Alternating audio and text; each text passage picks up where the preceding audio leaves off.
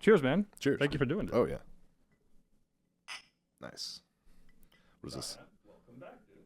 Yeah, has it been exactly a year? April something was 6th. I don't have my phone with me, but I could probably. check. But it has been a can year look at my since you did the calendar, podcast. Yeah. Yeah. Damn. So thank you for coming back. Oh, yeah, dude. Yeah. And it's funny is you were episode 1, now you're episode 30. Okay. So you're like doing these like nice numbers. They make sense numbers. Yeah, I'm never gonna do one that's a number that is bad. Like 47. No. No. We're gonna make sure that they're good numbers. Keep for them you. round. Yeah. So A year in review. yeah, something like that. I was trying to figure out how to theme this in a different way because it's like you're doing a round 2, and then Lawrence actually did a round 2 a couple of weeks back. I just like randomly I saw him at one of the clubs. I was like, everything's cool. I got to see his special, the taping, the whole thing, and You went to the taping too? Yeah. Oh, yeah, you did. yeah, I saw you there, didn't Yeah. I? And I was like, hey man, I'd love to have you back on. He's like, yeah, I'd love to come back on, and Yeah. it just kind of like it worked out, and it was like, cool. Thanks for stopping by, and we just had a good chat about how the special was and everything like that. Oh, so he touched on that stuff. I don't know if he would like talk about it until like after it was released, but yeah. So I he guess could talked give you, about like- it after it got released. Yeah. So he came on the podcast after the YouTube special came out, and it's all available now. So Man, yeah, I went to the taping. I had a great time. it was fun. Yeah, it was a lot of fun. I thought it was like a really like good, like heartfelt. Like he does a really good job like weaving stories and stuff like that. So it had jokes, but it was also like it had an arc that was like I knew to be true because I actually know Lawrence and stuff like that. So I thought it was very well played and well shot and everything like that. I know there was a little hectic up top because there were some issues getting into the club, hooking up sound. I know everyone was really stressed. I've also talked to Travis, the guy who produced it for him and everything. Travis Wright. Yeah, I talked to Travis a couple of times too. He was like he was running around like a chicken with his head cut off, trying to like get the sound right so it would capture audience and stage and everything. So, but I mean, it all came out good, and I think like everyone learned lessons on what they would do with the second one or something like that. So if Travis is going to produce another one, I think he would, have the Yeah, time. I don't know how many people have done specials that have been shot in a Dallas club or in Dallas, period. Yeah, I don't know if Lawrence may be one of the first or one of the first and more relevant, I guess, in like recent years. Yeah, I don't know. There might have been some.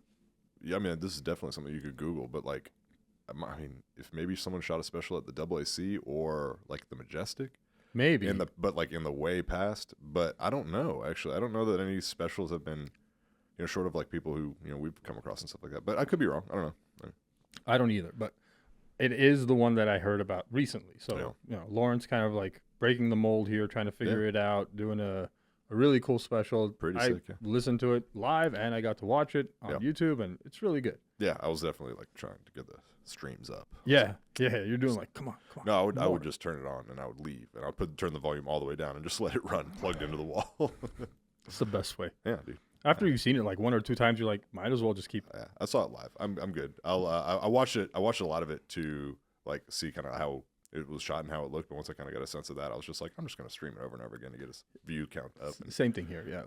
Because like when you're there for the live, it's different. yeah, You also, get to see it. I've seen a lot of people like Liz Mealy. You've had her on before. Yeah. She just had a special drop like early this week. It was either the 4th or the 2nd, I don't remember which, but yeah, it was this week, and something that I've also seen with the special before that with my friend Andrew Youngblood is they have like a premiere, like it'll drop on YouTube like at 8 p.m. and it'll air like live kind of, and then there'll be like a live comment section. Oh, okay. I like kind of watched. All three of my friends, there were 3 friends that dropped specials like within the past like 2 weeks, and I would log on to the premiere. Sometimes I'd be at a show, so I like had the volume all the way down, and I was just kind of like reading the comments as they were going and stuff. But just to get the view count numbers up and stuff like that. But that was kind of cool to premiere it and then have it just like then live on YouTube for people to like come back to it if they were busy or something like that. I thought that premiere thing, and all the comics that I listed that were doing something like that, like a premiere drop on YouTube, really kind of like push for people to watch it live. Because I think that also would do something to kind of boost it later or something like that. But I think it allows you to track exactly how many people want to like really see it right as it happens, kind of a thing. Yeah, which And is then I guess pretty telling. Yeah, and then there's also the engagement part you're talking about with the commenting while it's actually occurring. Yeah, where you can kind of see what the engagement looks like, and maybe you can even jump in and kind of like start chatting with your people that are watching the stream. Oh yeah, and a lot of times the comic is in there too. Like they're watching it. That's what I meant. Like if the comic is also in there for the premiere, and they're like, somebody says something and then they make a comment or they jump right into it to kind of like keep the thing going. That might be a good way of promoting it and helping like residual listening happen too. Because like if you do it premiere and a bunch of your buddies listen to it and you tell a couple of people, it could have it keep going. I'm sure somebody a lot better than me at this whole social media marketing thing will tell me, algorithmically speaking, and you're like, cool, awesome. I have no clue what the hell you're talking about, but sure. I'm just gonna try to tell people to watch it. Yeah. That's the only thing you can do. Yeah, Andrew Youngblood put it on Mark Norman's channel, so he and Mark Norman were in the chat, and Mark Norman was just like goofing and like having fun with people as they were like comment. I mean, the comments are gonna be a mixed bag. It's gonna be like, "This fuck this guy," and then others are gonna be like, "Great job, Andrew." It's like it's very hot and cold, but it was entertaining to read, and it was entertaining to see like Youngblood and Mark Norman like interact with the fans, and I don't know, I thought it was funny, but. Mark is an interesting person because he's got over 1 million followers on Instagram. And I don't know if I'm somehow special in some way or another, but every time that I've like seen one of his reels or stories or something and I've reposted it, he'll literally like, you know, like a DM message, kind of like a thank you or do a heart thing or whatever it is. And I'm like, is Mark Norman like cool with me somehow for some reason? I'm like, that's the most awesome thing in the world. Sometimes that happens. Like you'll reach out, you'll be like, "Don't ever see this," like, or you just share a reel of a famous comic, and then like they react to it somehow. You're just kind of like, "Oh, I assumed you had a social media team." Like that's what I thought. I thought it was like, but I think less. I think maybe some of them still do as far as like filming content and like chopping up for them and like providing them those videos to post. But I mean, probably a majority of them still just run their own shit. I mean, it's so funny. He posted a reel about a joke he did about, you know, coming to Texas and getting a gun and all this stuff. Yeah. And then I wrote him, I was like, "Hey man, next time you're in Dallas, if you'd like, I'd be happy to take you to the range, go shooting and stuff." I literally wrote verbatim, "I'm no Rambo, but it's fun to go to a range and shoot." Oh yeah. And he wrote back, "Hell yeah." Nice. And I'm like, wait, am I possibly going shooting with Mark Norman sometime in the future? Yeah. That would be the funnest thing Follow ever, up on by it. the way. Dude, I bet you I'm following him to see when he's going to be actually coming through Dallas so I can be like, "Hey man, I'm up for it if you're up for it," you know? I mean, he's always on the road. I feel like he's never not touring. Yeah, no, he's all over the place, but I didn't see any Dallas dates anytime soon. I think he's just everywhere. Matter of time. But I've seen him live a couple of times at this point, and he's hilarious, dude. Oh, yeah. He's fucking hilarious. Yeah, he's great. Andrew, too. I've seen Andrew Youngblood. He opens for him a lot, yeah. I saw him Addison, I think. Yeah, I saw him at the Addison Improv, if I'm not mistaken. Yeah, I mean, it's a safe bet. He's done an And Friends show there. He's featured for people there. So he's also one of those people that I contacted way back in the day when I first started the podcast and asked him to come on, and he said sure, but I haven't seen him back in Dallas for a while now. He's been everywhere. Yeah, and his name's blowing up too. He's getting much bigger and bigger. And I'm like, hell yeah. He just dropped that special too, like a couple weeks. It was like the late March. It was nice, 28th or 27th, something like that. He that was fun. I went to that taping too. Did you really? Where was that at? In Houston, at the club he's got, Secret Group down there. Okay, East downtown. Yeah, nice. Like super cool club. Like a lot of fun shows and stuff like that. A lot of comic run shows. So like you can reach out to your friends there and hop on something last minute or plan ahead. And like next time you're gonna be in Houston, like arrange shows to be on. But Secret Group's a good spot to do that. And he did it. There's like a big main room where like someone like Mark Norman or someone would play. Like you can seat hundreds of people. It's like almost like a warehouse. Right. When they do the festival, they like open up this one area where it's like just massive. There's a beer like put together like bar thing with like beer and all the full service bar. It's a fun time. But the room that they did in was the box. It's like the small intimate theater, and you just pack in as many chairs as you can and like light it really well, and you can kind of put some lipstick on the stage and stuff like that, make it look nice. Right. And it was tight in there, so it sounded great. I mean, it sounded like, and he did I think 2 shows a night, like a 2 Friday, 2 Saturday or something like that. And then kind of like cut and put together the best. I reckon so. Yeah.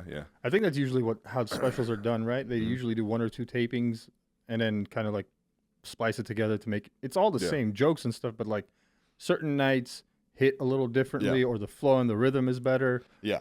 The only one who did not do that, I think, is Lawrence. I think Lawrence was a one shot. Was a one and done kind of a thing. And it came out great. Yeah. I mean, it came out great. That's kind of high stakes. It's like, it has to go good the first time only. And that's probably why he and Travis and everybody was kind of like just running around with a chicken that's head cut off, trying to make sure Yeah, it was done well- well because you got that one shot Well, with it. no, that's because hyenas didn't have anyone there to open the doors like in time, so they. Oh, Just, that's nice. yeah. So I guess there was some kind of arrangement that there was a miscommunication. Someone was late. I don't know. All I know is I heard the blowback afterwards, and I saw like Travis sweating a lot. I was like, "Are you all right?" And he was like, "No." Yeah, because you have something in your mind planned of how Yeah. that day is supposed to go, and the slightest interruption into that plan kind of just really everything goes thrown back even a half an hour turns Mhm. into a huge problem. Yeah, and I think it's like you even like build in additional time to like in case you mess something up or in case like you need extra time to do something, and like when that gets taken away, you're just like, Yeah, it's the fuck? buffer that's gone, Yeah, and you're yeah. like, shit. Now what do I do? yeah, the buffer and then some. So that's But it's always like that when it rains, it pours. Murphy's law, like what Yeah. can go wrong will go wrong, kind of a thing. yeah. Man, I don't always believe that, but yeah. Yeah, you're a better man than I. I guess I just try to say. Someone was like, "Do you believe?" Like at the gym, a client was like wanting to do thought experiments, which is whatever. She was like, "Do you think? Do you take any stock in the saying, it is what it is, or everything happens for a reason?" And I was like, "I mean, no, kind of. I mean, like, I feel like people have a little bit more control. I feel like people say that kind of stuff when they're like resigned to." Something bad happening or something like that. But I get some really weird philosophical conversations with clients, which honestly kind of makes the hour go by pretty quick. So Well, that's a nice part of it. yeah. And you can like tune in and out of these conversations. If you don't like it, you can always change the subject. So I mean, kind of, it's one of these strange things, but my life has taught me that there is a purpose and a cause and a reason for everything, even if I don't understand it. And the reason I feel that way is whenever I go through something terrible, and it doesn't matter how extreme that terrible thing is, there's something better that comes sometime a little bit after that. sure. Yeah. And that's what kind of makes me feel like, yeah, there is genuinely a plan in mind, even if that plan might be on a much larger scale than any of us can actually comprehend. And I'm like, all right, so as long as I know, like, if I'm going through shit, something good is on the path, then I'm like, okay, that makes sense to me. Yeah. Because like anything that has ever been good in my life has been followed by just like, well, you should have killed yourself at this point. Yeah. Like, what's the point of Yeah. you being here now? And Yeah. you're like, in retrospect, actually, there was a lot. Yeah. There's like a huge purpose to all of this. Yeah, but you only know that like after the fact, right? It's never like anything you like it to me, saying it before something bad happens is just kind of like resignation. And then That I agree with. And then having like hindsight, then you are like, oh yeah, this happened, which lend itself to this happening, which this happened for this reason. But I mean, you don't know that till after the fact. So And if you set yourself up in that manner, I think it's better to have that thought process versus the thought process of, oh, I can't control anything anyways, and Yeah, it's all yeah. going to go to hell, and I just need to sit back and kind of like let it burn. yeah, You're like, hang on, man. If you don't turn the hose on, then it's definitely going to burn. Yeah, But yeah. At least you got to try, right?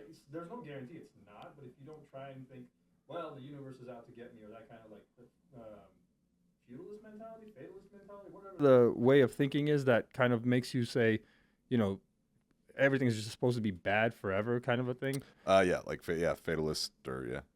I know I'm using the wrong word, and it's not like there's enough of you in the comments who give a shit, but so whatever, That they're gonna chew you out. For Honestly, the only reel that I've ever gotten fucked over with was the one that, or fucked with was the one that I did with Liz. Yeah. And there was a short that I put out that was like, I don't find too many funny female comedians. Oh yeah. And it wasn't a knock to female comedians at all. It was stemming from a completely different conversation where Liz was telling me about like how Pandora's algorithm is so stupid that it kind of doesn't recommend the right people. Yeah.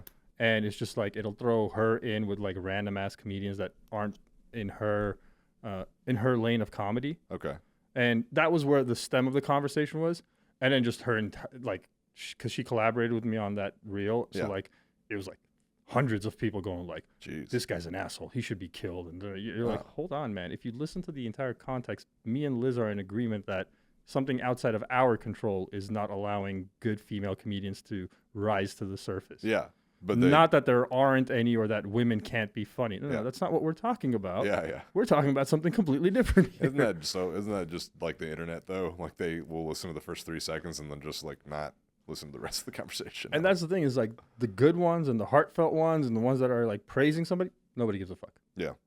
No shits are given whatsoever. Yeah. But the ones that you're like, well, there's this thought, and they're like, burn him at the stake. Yeah, And I mean, you're it's like okay, sure. And those people, like, I venture a guess that like the majority of the stuff they post on the internet is negative. So I feel like maybe 3% of people have the time to post something positive, and then 97% of the people that have time to post something, it's negative. And because those people have just so much, their life sucks so much that their outlet or their escape is to shit on other people. Yeah, that's sad though. I mean, I kind of feel bad for him now. I don't. Yeah. I don't feel bad for them for a simple reason.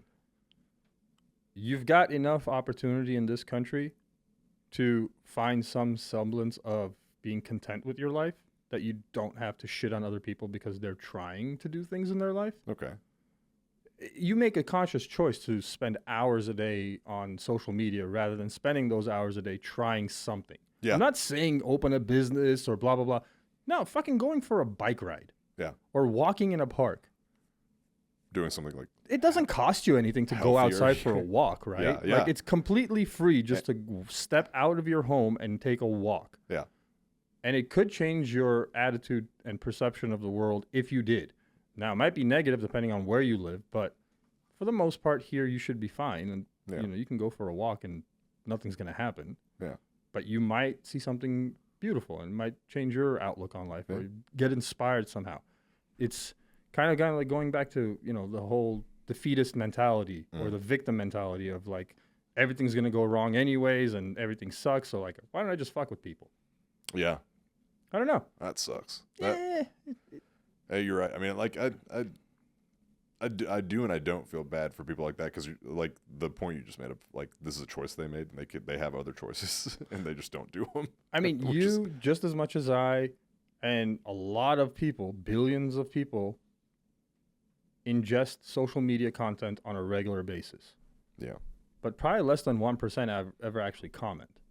Yeah. Which means like the overwhelming majority of us are able to lead normal lives and use social media to get stuff that we want. Yeah. And I'm sure something has pissed you off on the internet. Yeah. As much as it's pissed me off. Yeah. I don't comment. I'm still banned from Twitter, by the way. Are you still banned? I'm still banned. What the fuck? Yeah. It's been Did we a talk year. about this in the first podcast? Yeah, I remember you got banned from Twitter. I thought after Elon you'd be back. No. And you've tried appealing it and nothing? Hundreds of times. But also, I have been appealing it like an asshole as well. so that might not be helping you much. No, but I definitely genuinely tried to appeal like earnestly, being like, hey, sorry, kind of, whatever, like kind of muddling my way through an apology. So remind me again, what did you get canceled for? I was... What could you have I was encouraging self-harm to Greg Abbott. I was basically telling him to kill himself, like, because I think he's a cartoon villain. Like, he's a terrible politician. Really? Compared to the rest of them? I mean, well, no. He seems like a shining light at the moment compared to a lot of the other guys. I mean, yikes. I don't like him. He bothers the piss out of me. But anything specific that you don't like about him? Like instead of like particularly like with like immigration stuff, like bussing everyone up with like no reason, like that to me was just it almost seemed like playground humor style thing. Like, oh, this is gonna happen, now this is gonna happen. I was just like, that's not like. It made for like insane news, and it like obviously like blew up in popularity, and like it flared up the people who agreed with them, and it like enraged the people who didn't. So like it served its purpose, but like, man, was a lot of money spent on something like that, which could have been a little bit more constructive. And I don't know, now it's just done nothing but like been problematic for everyone because it's not good for the migrants who come over and don't know where the fuck they're going, and it's also not good for the people in the area that they're being sent to, and now they don't know what to do with everyone, and they try their best, but they like. I don't know. I just think something like that is very. There's something about like that he doesn't care about the well-being of these people. So that to me is like just kind of mean. I get that, but my perspective is that this was thrust upon him without him wanting it to happen, without being given a choice. Yeah. And I'm not for what's going on at the border. Yeah. Like, I don't like the fact that these people are coming in without being properly vetted. That's an issue. That's one, yeah. The other part is I don't like the fact that they're being bussed everywhere. Sure. That's still an issue. Neither thing is good in my opinion. The one thing that is okay for me is at least they're not filling up in Texas. No, Fine, sure. I got to live here and I got to raise a family here. And the ones that are great people that want to immigrate to this country and work and pay taxes and somehow find their way to the American dream, I'm all for you. Yeah. But those people also need a system that doesn't suck as bad as our immigration system to actually come into this country easily, legally. Yeah, that kind of stuff costs money, though. It's like, But we have the money. That's the thing that I don't understand. That when we say we have billions of dollars already pre-budgeted for immigration, it's been there forever. It's not something like that. Oh, we got to figure out where to get the money from. I'm like, no, you guys have the money. What are you doing with it? Is my problem. yeah, It's like we don't need to print any more of it or allocate a larger budget, but we do need to revamp the way that these things are done, because the lead time for immigrating to this country legally is like 5 years or something, which means you got to submit an application and wait 5 years for. So what do you get, like a green card or a visa? You get no. You have to wait in your country Oh, wow. Okay. until you are given the ability to come here. But once you get here, you can have it within like a year. Oh, wow. Citizenship? Green card or legal status. Okay. So like at least you'll be able to get a driver's license, a social security card, and then you have a case pending in court, which more than likely is going to get approved off of whatever asylum case that you're submitting for. Yeah. What if you're just immigrating just because like you lived somewhere else and then you're voluntarily coming over? Is it the same process? Or like if you're not seeking asylum, like if you're not seeking... So well, you got to have a reason to come to the country. Well, yeah. So let's say for university or for work, someone's coming international. Those are much easier to get. Okay. So, because those are visas that are like student visas. temporary. Okay. So they're like you're given a student visa, and I believe every semester or every year, an updated kind of like log goes to INS that says this person still needs their student visa because they're still enrolled in classes, or you are here, let's say, because a lot of people from Canada and Mexico come here and commute for work on a daily basis, especially like towards the border towns. A lot of people just go in and out daily. So they have business visas that allow them, or work visas that allow them to come in and out, but they're not permanent in any way. Yeah, they have to resubmit. They're very contingent on you having employment, and also, let's say your employer, whoever they apply for the visa for you. So there's an American corporation, let's say Kraft Foods or whatever, that says, hey, I've got like 5,000 people that travel across the border every day to work in my plant. I need visas for them. So they fill out the paperwork, and the United States government goes like, well, we trust you because you're an American company. So we'll make it easier for you to get your way into this country. But if you're seeking asylum and you're doing it the legal way, which is applying from your country of origin and waiting for the INS to review your case and give you the ability to come here, that does take 5 years, if not longer, because they're so backlogged. Oh, wow. Which, again, goes back to, well, your system's broken. Well, yeah. You could probably fix this a lot easier and make this actually fluid and working, where instead of 5 years, it takes 5 months.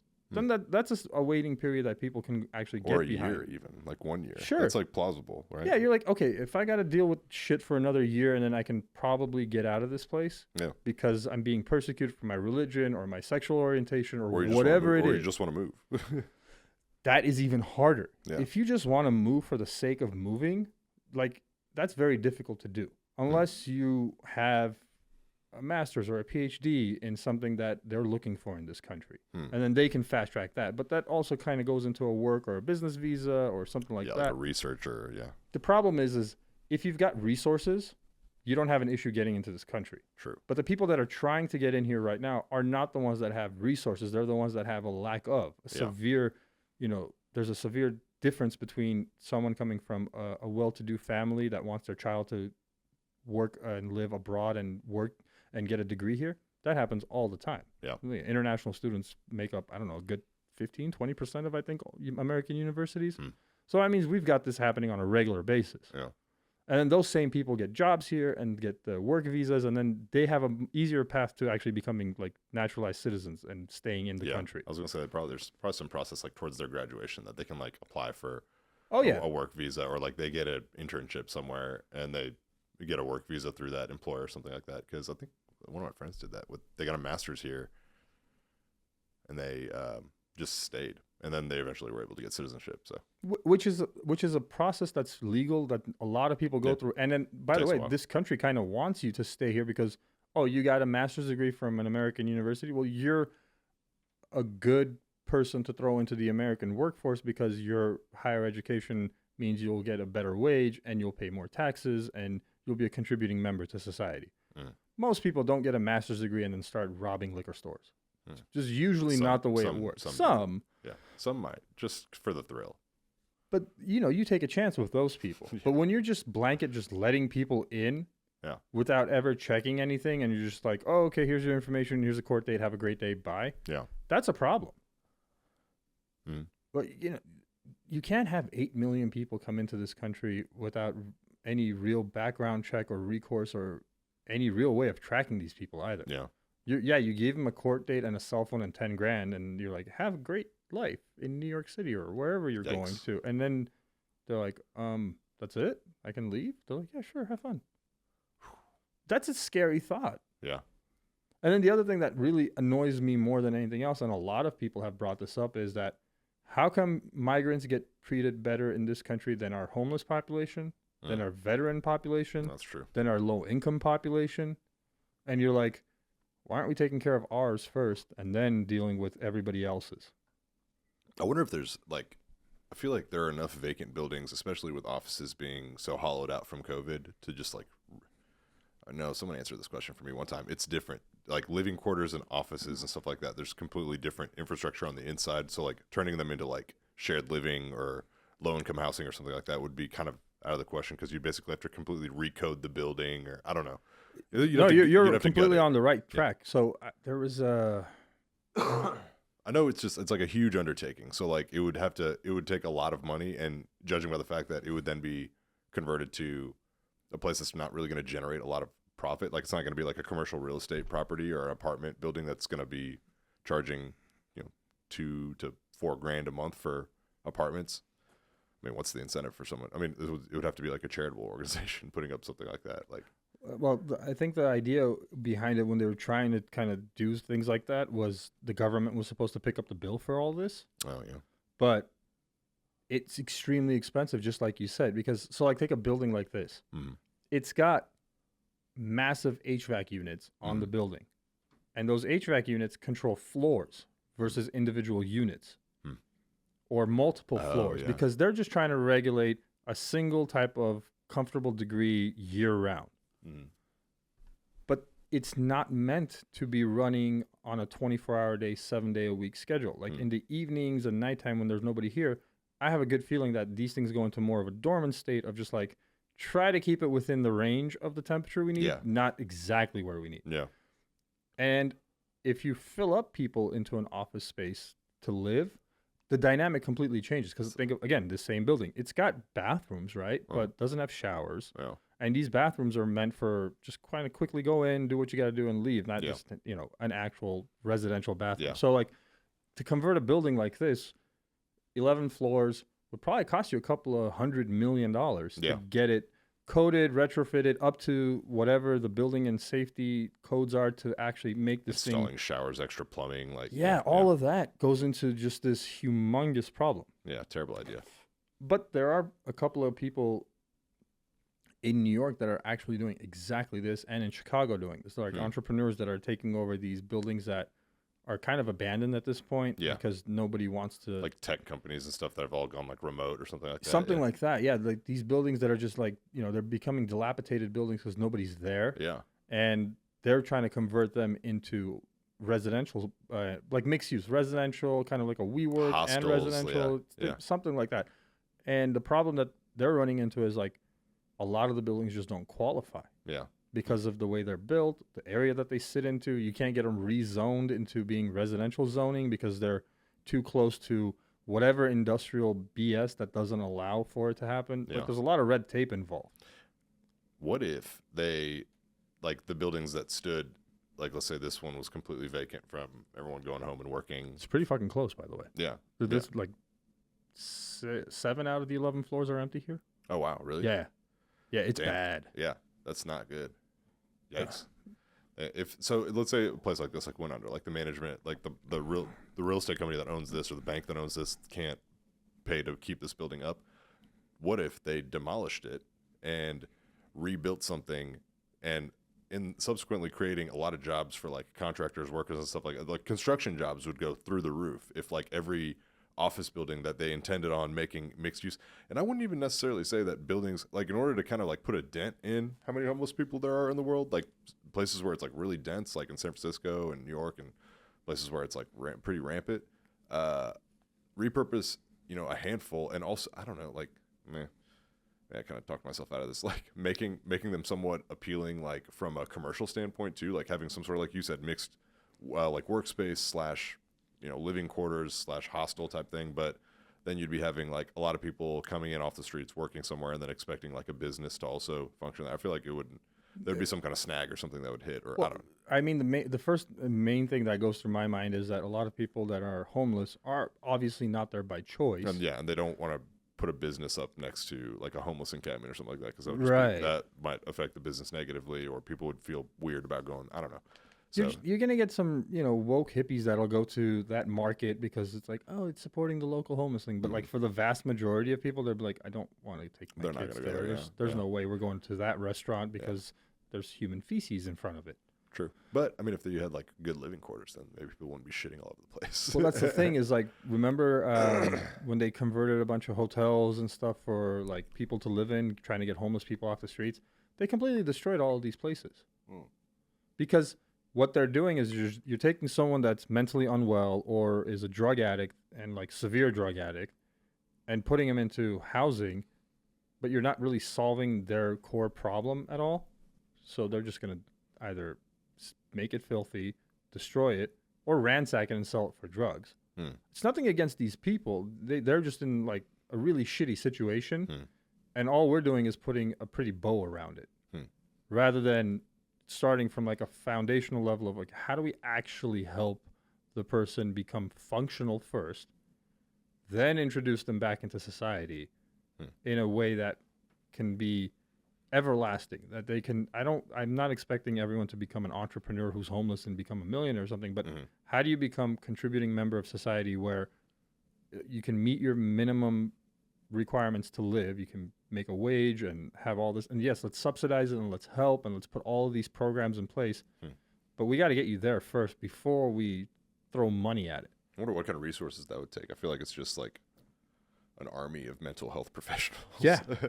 Like a literal army of. You'd need thousands of boots on the ground, kind of Yeah. social workers and therapists and drug rehab people. Do you take someone off the street and put them somewhere where they like put the roof over their head first to kind of start that process, or do you think you do that on the streets first? No. You put a roof over their head, but you don't put them up into like a rehab kind of beautiful building situation type of a thing. That is reserved for people that go through a program, let's say. So you put them into, let's say, a drug rehab program that's like 6 to 12 months outside of the city. That would be my number one thing is you buy some like rural land, which there's a ton of it in this country, just doing nothing. And you can build out bungalow style temporary housing that's really cheap because they're just these prefabs that they throw in and you're done. And then you can have people on that campus that are only there to help what you were saying, like an army of people that are here to work with you for the next 6 to 12 months to really, really get you to a point where you can break away from these habits. And by taking you away from the city where you would have access to these things much more prevalent, it would be a good path. And like, hey, 12 months later, you've been clean, you've been passing all your drug tests, you're able to take care of your hygiene again, and you're showering regularly, and you're cooking, and you're doing all of these things that a functioning human would be able to do on their own anyways. Now let's try to put you into one of these residential communities where, again, you're not completely on your own. A few of these floors should be kind of management, administration, therapy, all of these things should still be there, but on a much more toned back approach. Very hands-on in the first year to kind of help you really get out of the mess you're in. Yeah. And then another year of less hands-on, more kind of like, we're here if you fall to help you like get up. Yeah. And that's a multi-year process. Like 2 years into it, this person can finally be granted the ability of living on their own as part of like a revamped building like this that is now residential mixed use. And the idea behind it would be like, if I've gotten you to 2 years of, being sober, or mental health has been put into place where we got your schizophrenia or your bipolar under check and you're getting medication, and you finally have a driver's license and some way of opening a bank account and actually, like, again, all the functional shit you need to just function. Then we can kind of like in year 3 put you into one of these buildings where you can even possibly work for those companies that are there and live there. So they're like, okay, now we've got more stability. Because what we're missing is that if you've spent years of your life in one way, it takes a long time to break those habits. True. It takes multiple years of work to actually break that habit. And are you going to have a 100% success rate? Probably not. No. But even like 20% would be good. That would be amazing. Yeah, that would be a step up. That We would be- solved it. We just solved it. Yeah, that would be a great thing. And I feel like if you put those systems in place properly, you're not going to be wasting money anymore. Because these buildings that have been actually made beautiful and like hundreds of millions of dollars have gone into won't get destroyed because it's like a year 3 approach. Whereas the bungalow that costs, let's say, $1 million to set up 5 acres or something like that, well, it's a lot easier to and cheaper to fix one of those that are inevitably going to get destroyed anyways.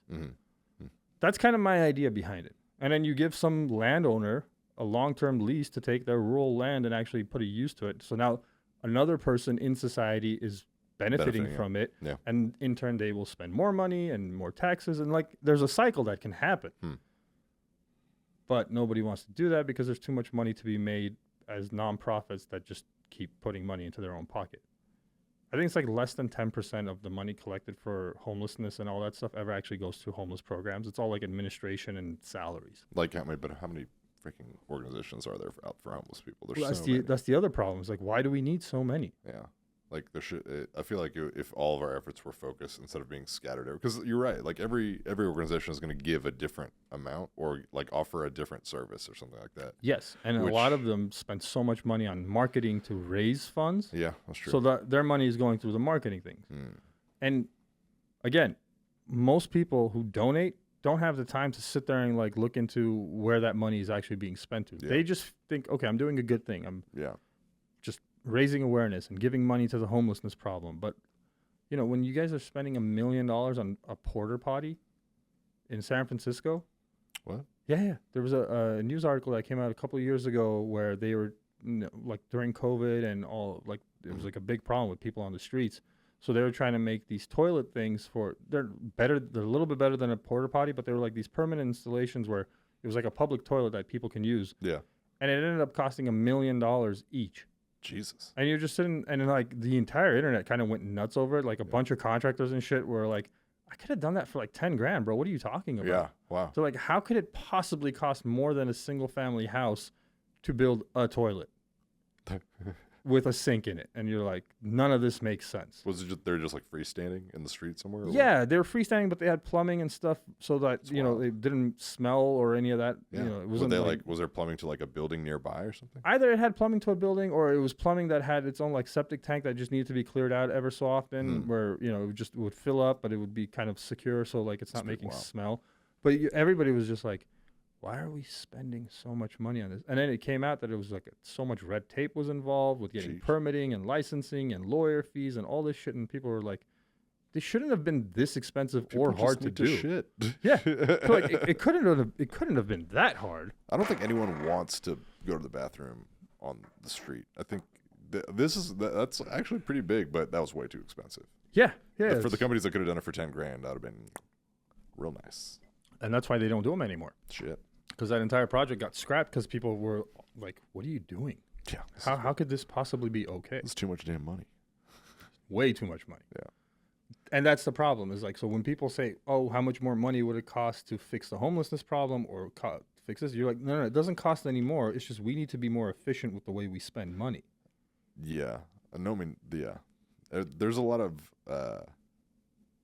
like conflicting interest and like people wanting to get like make a buck or have some sort of like publicity or notoriety or something like that. There are organizations that probably do a decent job, but you're right. People don't do their due diligence to figure out like, yeah, this is one that a majority of the funds raised go to this purpose and this purpose. And yeah, there is like a giant lack of like mental health help.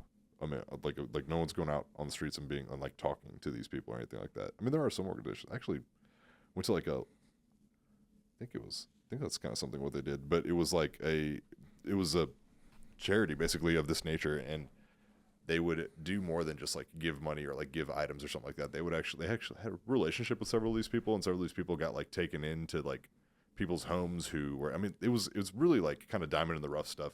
It's cool what they were able to do and the lives they were able to impact, but it was very small scale. So it's like, how do you do something like that actually worked and then like scale it to like something bigger? And that's the problem. Is like whenever you have a grassroots organization that's doing really good stuff, once they get a lot of funding and like people come in and you got a board and blah blah blah and all, that's when everything goes to hell. Yeah. Then you're like, oh well, now what? Yeah, once you have like stakeholders and boards and stuff like that. And it's like that's the other thing is like you go back to the migrant crisis and you're like, well, how are all these people supposed to have jobs? Yeah. Because there aren't enough jobs for Americans, even though that the government keeps telling you we've added more jobs and this and that, and you're like, then how come everybody's so fucking unhappy? And how come nobody can get a job? And dude, all this food, like our food is bad. Yeah. Here. You mean the cost of it or like the food itself? Just the food, like the amount of like preservatives and like shipping. Oh stuff. Yeah. My wife and I were just in Italy, which is all. Have you been to Italy before? I have. It Yes. fucking rules, dude. I love Italy's beautiful. It's wonderful. Where in Italy did you go? So I've been to Rome, Venice, Lake Como, Amalfi Coast, and I'm sure a couple other places that I can't remember. Yeah. But yeah, like Italy's beautiful, bro. I love Rome Italy. and Venice are like my two favorites. We also went to Florence. Florence. There you go. I've been to on the Florence trip, too. yeah. Dude, what did you think of Florence? Florence is awesome, dude. It's fun. Between Rome, Florence, and Venice, which was the three I went to, which was your favorite? Rome was my favorite because it's got the most city vibes to it. Yeah. Plus the Colosseum's so beautiful. Yeah. Like it had really cool shit there, like the Roman forums and everything like that. That was the Trevi Fountain and Spanish Steps and all that stuff. Yes. Like there's a lot to do there. It's beautiful. Florence and Venice are beautiful because there's so much history and they're very unique places to see. And Florence, you're like, wow. You got the David and stuff in Florence and stuff like that. I got to see the David. That was like a bucket list item for me to get to see David and got to see original Raphael works and things like that. And you're like, oh, cool. This is beautiful. Got to go to Vatican City. Yeah. And that was... Dude, holy shit. St. Peter's Basilica is one of my favorite places on earth to visit because of the sheer beauty of it. Yeah. The hallways that the Medici family would build between the buildings and the castles because they didn't want to get like arrowed or like killed by the general public who hated them is bananas. But now those hallways are all just like busts and statues, and you're just like, there have to be probably 700,000 statues in this building. There's so much goddamn art here. I don't even know what to look at. Yeah, and you're like, oh, I understand why people want to revisit this place, dude, and like come back over and over again because like Italy's like that. So much, there's and like so much to ingest. We were just there 3 days in Rome, and I was like, there's so much more shit we could do here because we then did like 4 days in Florence and then I think 3 days in Venice. So what made you guys decide Italy as the spot to go on like an international vacation? I don't know. We were. Or have you been other places too? And this was just on the list that you hadn't been to yet. This is our first trip to Europe together. But we have been to Mexico a few times together, as far as like stamping visa international. But like Mexico is not really. Where in Mexico? We went to Mexico City, San Miguel. I think those two. There might be a third one that I'm forgetting, but San Miguel for like our. It was like right after we got engaged, so it was like an engagement trip. Nice. And then Mexico City, I think just on a whim. Dude, I love Mexico City. One of my favorite places on earth. Mexico City and Rome are like two of my favorite international travel spots. I honestly love Tehran too. Like I loved going to Iran and stuff like that. And the city have not been. Yeah. Super fun. Definitely on my list of places to go. Maybe in a couple of years. Maybe settle down a little bit. When it's settled down a lot bit. Seems like everybody hates everybody right now. Yeah. In the Middle East, in Iran, in Russia, Ukraine, most of like Eastern Europe, Middle East, don't really want to go right now. Yeah, a lot of people are real mad at them, and also it would be fantastic if they stopped funding terrorist organizations. That would be real neat of them to not do that. But it's a known thing. My parents are just like, yeah, it's been the case forever. I think it might be a little different. And I would get away with it too because of my skin tone being a little bit darker complexion. I don't look like a Yankee walking through Tehran. I just look like a dude. No, you'd be fine. And you're like, oh, I'm Armenian. They'd be like, all right, fine, whatever, bro. Yeah, We have millions of you hanging around here anyways. Y'all are here. Yeah, you're like, there's a bakery. You cook. Yeah, People. Like, all right. A lot of people thought I was Italian. Yeah, I can see that. The mustache and the whole thing, like the olive complexion. But then you're like, a little bit over there. Yeah. A little bit more. Once I like, for the people who did ask, like, they're like, Italiano? And I was like, no. And they're like, where are you from? And I was like, America, but technically, like, I would have this conversation with them, and they would be like, oh, yeah, I would have guessed like 3 or 4 of the countries before that. But I would have gotten there eventually because, they're generally, like, Europeans are well-traveled because you can just take a fucking train. That's the other amazing thing about Europe is, like, it's a lot more compact, so you can take trains to everywhere. So, yeah, it's fun, right? Yeah, so Spain is the next spot that Hell yes. like, I'm going to lobby for that. But also, if Katie really likes Paris, and I've never been, she's been, but she loves it enough to go back. So I was like, all right, cool. So, Paris, I've been there for a 1-day trip. Yeah. Because we were in London, and we hopped on a train and went to Paris for the day. Yeah. After going to Paris for the day, I was like, this deserves its own entire, like, 2 weeks or something. Yeah, so your wife wanting to go back to Paris makes a lot of sense because there's so much to do. So, The food is amazing. Yeah. People are assholes, but that's fine. That's fine. Yeah. The Italians are so nice. The Spanish are very, very nice. Yeah, that's lovely fucking people. I really the Spanish and the Italians are so lovely. The Italians were amazing. Oh, dude. And I have heard the same about Spanish people, but it's like to the 10th, nicer to the 10th power. Yeah, exactly. Nicer, way I'm just nicer. like, how can it get nicer? Because like the Italians, they'll get mad at you if you don't order enough food. Yeah, they're so mad about that shit. So we the day we fucking landed, it was like 11 a.m. and I did not sleep well on the overnight flight plane. Like I slept as best as I could, but I watched a lot of movies and I was like, by the time we landed, I was a fucking zombie basically. But I'll give you a life hack for that. What's that? Xanax. Yeah, don't take too much. I could have gotten it, but I just didn't. I thought I could maybe pull it off myself. I drank quite a bit, and I'd smoked like right before we got to the airport, and I set myself up for somewhat success. I didn't drink too much where I'd be like hungover or nothing. I had like a couple of beers. What's weird for me is like I have the same things. Like I'll smoke or I'll have a drink when I'm in the airplane. It's almost like it gives you the reverse effect of like it was supposed to put me to bed, but now I'm like all hyped up wanting to do shit. I took an edible too. Yeah. So you're like you're everywhere, and you're like, I don't know if I want to sleep right now or if I want to continue to try to enjoy this ride. Hindsight, I probably took like a sativa edible, so I was just like, I want to Google do stuff. I want to Google stuff. Like you're like, what's that thing going on in the Middle East right now? Yeah. Hold I was on. trying to figure out how to ways to like message people at their chairs and stuff like that. I was fucking hilarious. Yeah, by the time I figured it out, the end of our flight had kind of come, and I was gonna fuck with Katie, but then on the way back, I was flying back alone, so I wasn't gonna like mess with someone who I didn't know. But I thought about it. Wait, how come you were coming back alone? Katie went on to work travel after that, so she and I went to Italy together, and then she went to China. She went to Hong Kong and all that stuff for work. Yeah. So she. So what does your wife do? She works for JCPenney Corporate, so she does like all the like sustainability and like responsible sourcing work. So she sometimes has to go to like plants in places where you see on the tags of your clothes, like. She just want to make sure there's like a not a sweatshop going around more or and shit less, like that. They put all the kids in the closet and they put adults on the work floor, and then when they leave, then they put the kids back. Like the white lady's coming. The white lady's coming. Yeah, and she's like virtually one of the only ones because I think her boss is like Filipino, so like he kind of blends. But all the other people that they're meeting there are like people from the corporate there in China or Hong Kong. Right, so, like, the division of corporate JCPenney or whatever. Yeah. So they're Chinese as well. So like they blend in just fine.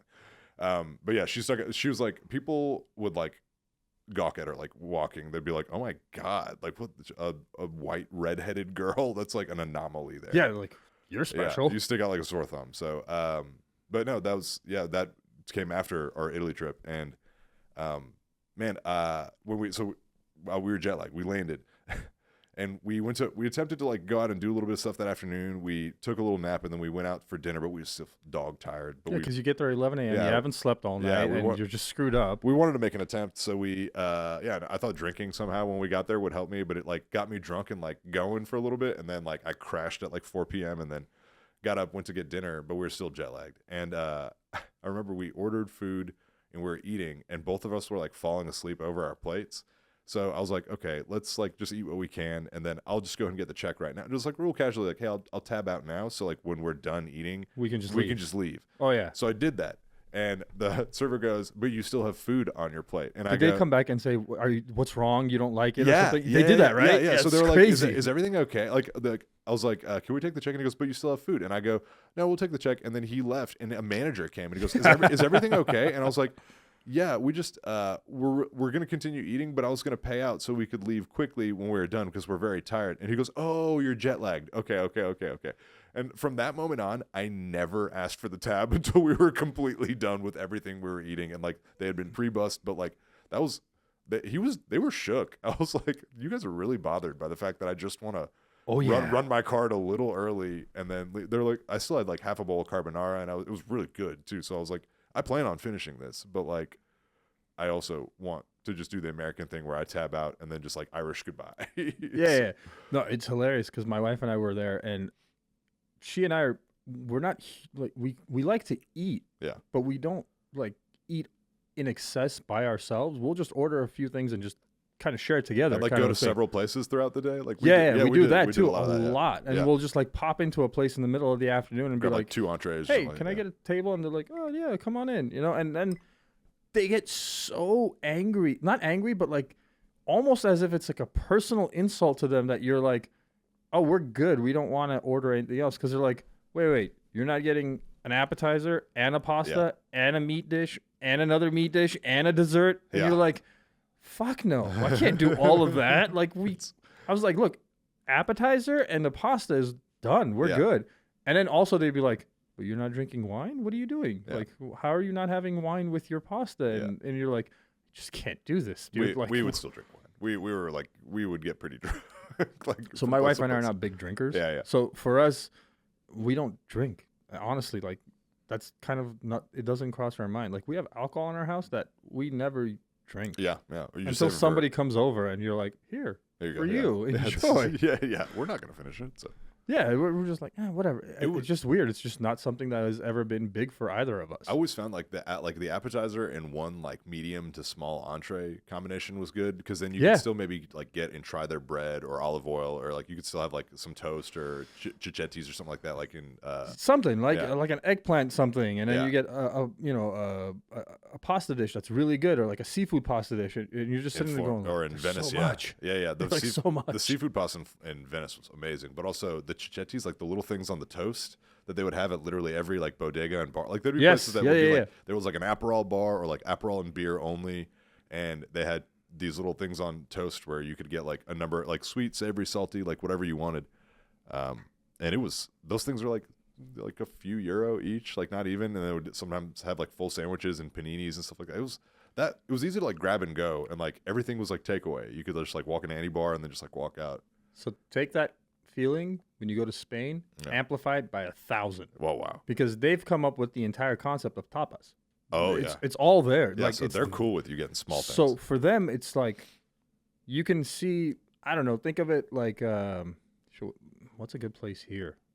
Legacy in Plano. Yeah. Think of it like a street like Legacy. Yeah. But instead of like big stores and restaurants, you've got hundreds of tiny little restaurants. Yeah. And you've got one dude that serves only beer and olives. Yeah. Like hundreds of different varieties of olives. Yeah. The guy next to him does beer and cheese. The guy next to him does beer and jamon, which is like the ham thing that they do. Yeah. And it's just exactly like you're talking about, where you'll grab a beer, and their beer is lower percent alcohol than it is here. Yeah. So you can just get fucked up all night long. Yeah. Like at a metered pace. Yeah, you've got this steady buzz going the whole night because it's like you're drinking and eating, and just like it's fun. Yeah. You got a guy that sells only different types of anchovies or like pickled fish from all over the world, and they're not expensive. That's what they do. Like it's like a piece of amazing bread, and it's got a piece of anchovy on it and a little bit of olive oil. That's awesome. And he's like, have fun. Yeah. And you're like, okay. Yeah, and they don't like, get how much? Like €1, €2? So it's been about 12 years since I've been to Spain. Yeah. So the prices have changed significantly, Also, because when I went, it was like every dollar was 1.6 euro. So I was getting fucked on the exchange rate. Yeah. Now it's a lot closer, I think. What was the exchange rate when you were 1.15? Yeah, so it's way better now. You're losing 15 cents per dollar. Yeah. It's way different than losing almost Man. $2 per dollar. But the exchange places were fucking brutal. Like they would take like I made the mistake of going to a real commercial one because I was just looking for one close and I just needed to convert like a couple $100 for like my last day in Rome, and they took so much off. They the top. hosed you on it. Oh right? God, yeah. And like I knew I was just when I googled it later, I like read the reviews and I was like, I should have fucking done this before. So when I was in Spain, and I don't know if the rules have changed now, but the best exchange rate was at the hotels. Really? Yeah. Okay. So the hotel I was staying at, like, if it was a 1.5 exchange rate, they would just give it to you at 1.5. Yeah. And they wouldn't give you any surcharge either because they're already making so much money off of should've you done off of that, being yeah. a hotel guest. Yeah. That For them to have U.S. dollars is advantageous because they can then switch people out who are traveling. yeah, because they need it at Yeah. some point because they have a ton of people that are going to be checking out and going like, can I convert back to dollars so I don't Yeah. have to deal with this? And they're like, yeah, sure, we'll take care of you. And the other And they have cash on hand then. They have liquid cash. there you go. Yeah. And the other thing that I was told was it's the cheapest is if you convert here in the States and take it with you. Well, yeah. But I didn't have the foresight. I didn't pull out enough euros. No one ever does because Yeah. you don't know how much you're going to spend on the street. Yeah, that's true. And I really tried to genuinely go cash a lot. But like if they had an easy payment system, which everyone had like the tap systems. Oh, yeah, yeah. But if it was like quick and easy, if it was a bar where I just needed to like get a beer and hand someone some cash, that was the move. But if I like had a minute, then I could do the tap pay. And this podcast isn't brought to you by Amex, but I will give them their flowers because Amex gives you the best exchange rate for actual credit card transactions. Oh, wow. Okay, cool. Because I think the way they work is they'll charge you a single transaction fee for the duration of the day or the trip itself. So you're not paying per transaction fee. Yeah. You're paying one just like bundled cheap ass It transaction almost fee. encourages you to use the card more because like if Yes.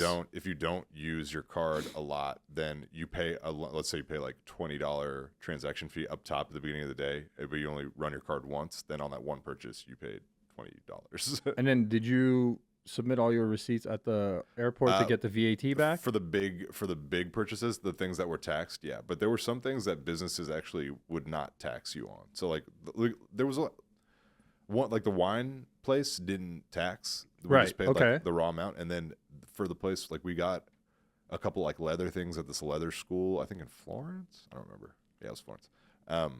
And that was taxed. So they gave us the global blue. Yeah, there's like a little envelope, pamphlet thing they give you, right? So Yeah. I took it into the airport and I just matched up the logo from the envelope to the person's thing, and I just walked over and they did it for me. Yeah. I didn't get much because we didn't make that many like big purchases that had like huge tax. Like we didn't buy a chandelier in Murano or anything like that.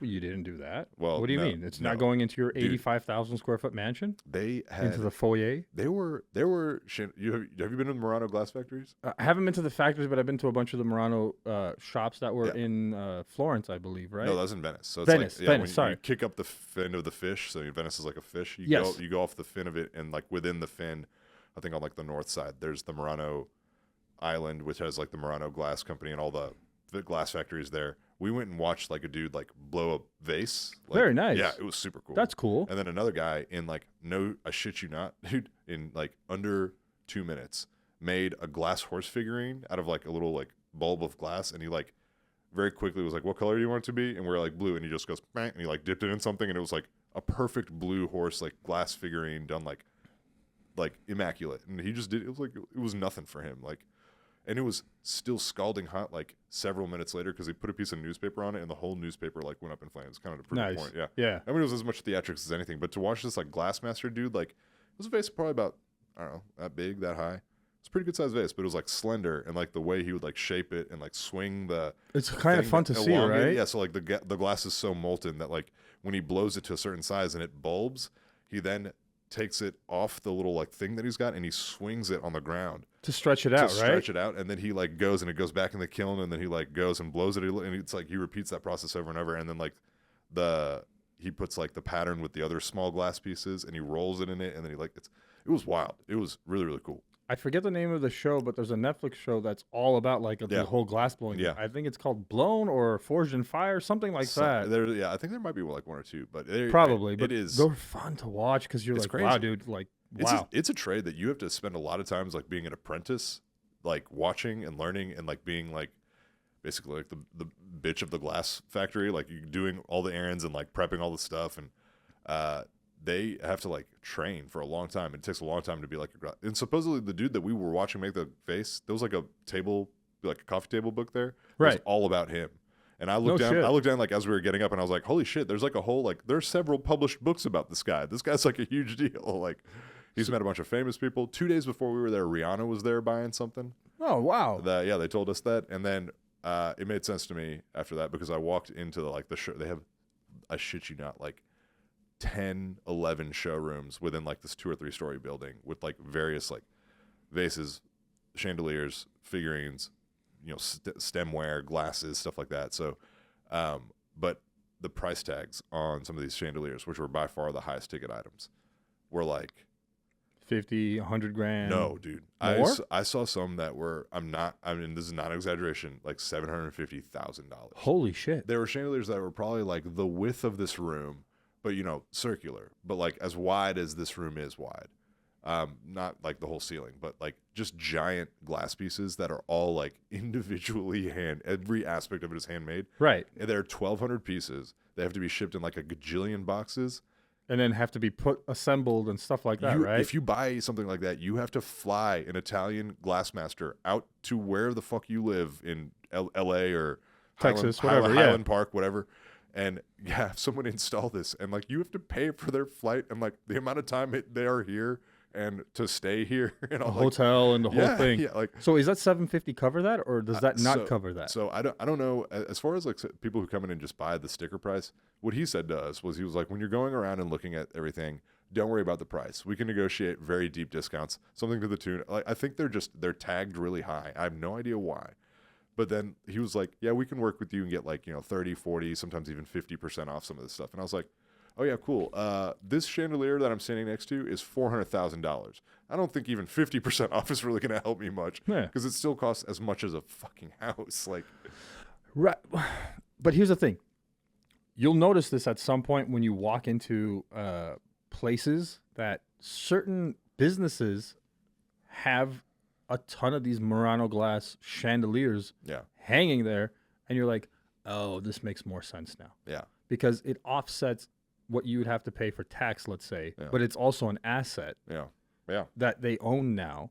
So like, okay, we didn't pay. You insure it. Of course they're going to insure it because these are one-off bespoke pieces. Like walk into any Gucci or Louis Vuitton store, they have Murano glass chandeliers just hanging in there. Yeah. And you're like, what the fuck am I looking at? Yeah. You're like, I know what it costs to get a little horse figurine. Yeah. And I know how much you guys paid for this because like it's all blacked out and you're like, that's a lot harder of a process to make and it costs more. And you're like, cool. Okay. Yeah. They make some wild ones. But I've seen people that have them in their homes too. Not to the extravagance of 750,000, but like a small piece or something like that. Or just a regular chandelier that's like, I don't know, like $8,000, $10,000, $12,000 or something like that. I could see spending something like that. That's plausible to me, but like, I'll be honest with you. I don't care how wealthy I become in the future. I don't want to spend $700,000 on a chandelier because it does nothing for me. I ain't gonna spend no money on a chandelier because they look. Well, you got a wife. Hold on now. Well, no, hold on. At some point, she's gonna be like, "I like it. It's pretty." They look beautiful, but also like they can't unless your house is that kind of theme. This is true. Yeah, doesn't make fucking sense. Like no houses nowadays are like Victorian style, like 1800s fucking contemporary. style. Like, no, let's put it in there. Yeah, it doesn't make any sense. It doesn't look right. But they also had like more modern looking ones where like there was a wire frame with hooks. And then they would send you like several hundred glass pieces that were various colors and like shaped. And, there was like a form to it, but like you could change the conformation. Like you could change. Oh, that's kind of cool. Yeah, those ones, they were moderate. Like they were still tens of thousands of dollars, but like they would be, you could assemble them. They would send it to you. You just get an electrician to hang the frame. And then you can move these pieces however way you want. You can change it day to day if you want. Like you can make it be like all rainbow colored, or you can do the colors and stripes or whatever the fuck you want. So some were like really easy and simple to assemble, and like the lights, fixtures were all great, but like others were a puzzle, and you'd have to fly an Italian man to like reassemble it for you to basically put it back. And the best part about all this is when we were walking out to get back to the water taxi to get back to the main island, we were passing all these boxes that were like being basically prepped to ship. Right. Either several various items or one person bought or several people bought chandeliers. There were so many that were addressed to Dallas. I bet. So many. It was Dallas, Los Angeles, and Westlake, Austin. is what I saw the Okay, most of. that makes sense. So I was like, these are all very, and like I didn't even need to Google it. I saw the street that it was going to and the zip code, and I was like, that's Highland Park. I was like, that Highland Preston University. That's yeah. kind of the three. I was like, these are going to Highland Park. South Lake, maybe. Yeah. The addresses were like, I like snapped a picture of like the boxes, so I looked up the address later. They're like 8 minutes from my house. Like they're really, really close. Because I live like just close to SMU, and I was just like, Okay, someone is getting like very, very huge chandelier and like some mansion, and then like in Westlake, same stories, in LA, same stories. Like all, man, it was just crazy. It was like a majority of the boxes there, and I was like, you guys have a lot of things going to Dallas. And he goes, yeah, there was like a couple of families from Dallas who came through and just bought like a shit ton of stuff. And I was like, man, the oil money, like the old money here is so like dense. That's the thing, is like people that don't live in Texas have this perception of, we are all on fucking horses with our cowboy hats and a 6-shooter going like, yippee-ki-yay, motherfucker. Yeah. And it's like, some parts of Texas are like that. I kind of lean into that, honestly, when people ask me. Like, if I'm up in New York, they're like, is that what y'all do? And I'm like, uh-huh. Because you don't want them to move here. Yeah. There's a lot of bullshit people. You're like, yeah, don't come to Dallas. They're like, what are you going to do in Dallas? It's all just horses and buggies and all that shit. Yeah. Right? Also, like, low-key, yeah, like, Dallas is a fun city just because I'm familiar with it and I have friends here. But outside of, like, eating, drinking, shopping, we don't have, like, landscapes or, like, superior hiking or anything like that. You go to a place like Denver or, places within California. I mean, you a couple hours drive maybe, or not necessarily even that long, you can be in some vast nature. Well, if you live in Hollywood, you can drive 15 to 20 minutes. I think it's called Runyon Canyon. Yeah. And you can just park there and go on these beautiful hiking trails yeah. that have, you literally look like you're in the middle of a wilderness. There is no city I mean, it's around you, but it's so far away because of the trees and everything that you're like, nature. Isn't that nice? Wonderful. Yeah. Like, it'd be nice if there were like more spaces like that. Of course, this area looks pretty green. There's a lot of trees out there. Well, the thing is that our weather here is so much more extreme than LA. Yeah. LA has like 8 to 9 months of consistently pleasant weather. Yeah. Where you're either a t-shirt or just a very light hoodie and you're out like in the hiking evening too. Yeah. But here you could be out for a hike and then 45 minutes into it, it starts torrential raining on you. And you're like, well, okay, I guess. The days that confuse me is when I'll be up at 5 a.m. going to the gym for a session and it'll be 62 degrees. And then by 2 p.m., there are wind gusts and it drops to like 52. And you're just like, what happened? Like, I'll go into, like, I'll have like 5 clients in a row. I'll walk into the gym in shorts and like a quarter zip. And I'll train some people and I'll walk in. I'll be like, I should have worn sweats. Like, what the fuck? There was like a 10-degree. One day there was like a 30-degree swing. It dipped, right? Like really bad. It dipped, and there were also times where it went up, like it always does. But I mean, I hate the heat part. Really quick. Oh god, yeah. It's brace for impact here. We're in April, buddy. It's about to happen. Like when people want to come. It's 80 degrees today, which is fine. It's normal. It's nice. But like when people want to come visit, like from LA or anywhere else, they want to come to visit in Dallas, and it's like end of May. I'm like, yeah, you missed the window. I'm like, there's no point in you coming anytime until October. Yeah. Because I'm like, you're going to come. It's going to be great, but you're going to be in so much heat. Oh, yeah. All day, all night. That just expect to sweat. Do always. anything. Yeah. I can't take you and show you around Dallas and like, because it's so hot. It's like, it's oppressively hot. It was like a phrase that I've heard used here a lot in Yeah. the sense that like, you don't even want to, like, the coolest area, like Bishop Arts or something like that, or like an area of a town that's like very walkable, like you don't even want to do that. Like you just. That's the problem, because it's like, all right, so I don't know. Have you been to California? Yeah. Okay. So, in the evenings it cools down. Yeah. Because the LA basin, you got the ocean, and like you just crisp. It gets nice and comfortable in the evening times. Like right around 7 p.m. If it was 105 degrees 2 hours ago, it's 80 now. Yeah. And then by 9 p.m. it's like 70s, and you're chilling. It's perfect weather to be out. Here, if it's 110 degrees in the middle of the day, it becomes 115 at night for some reason. Yeah. It gets hotter. Yeah. And you're like, come on, man. There are times where, like, in the most extreme times when, like, ACs are breaking and, like, people are, like, nursing homes are, like, in constant pandemonium of, like, old people dying because of the heat and shit like that. There are times where you will go to bed. It'll still be 100. Through the whole night will be 100. And you will wake up. You're like, those are the times where you're just like, there's a gaping hole in the ozone above this place. Like, we're getting pelted by the sun, and it's even the moon is like angry about it because like it's fucking warm at night, and ACs are just running all the time. Like, Yeah, you can't stop it. no, There's nothing you can do. no, there's no, like, if you stop your AC for like 5 minutes, your place goes up to like 78. It's like, Yeah, yeah, it's nuts. I mean, I don't know what other, like, Arizona has a really dry heat and places but I mean, they also just kind of like do open air shit in Arizona. Like, they just don't care about being hot. That's the thing is like Arizona, since you are in the desert, I have friends that live in the Phoenix area, and they just like, they're like, 105 isn't hot. It's dry though. You're It's like, not what the bad. fuck you talking about? It's not hot. They're I mean, like, well, try dealing with 120 in the middle of the afternoon, and you're Yeah. like, I guess. But So- I still think the heat's not as bad there. No, Yeah. the dry heat is a lot easier to deal with than any humidity.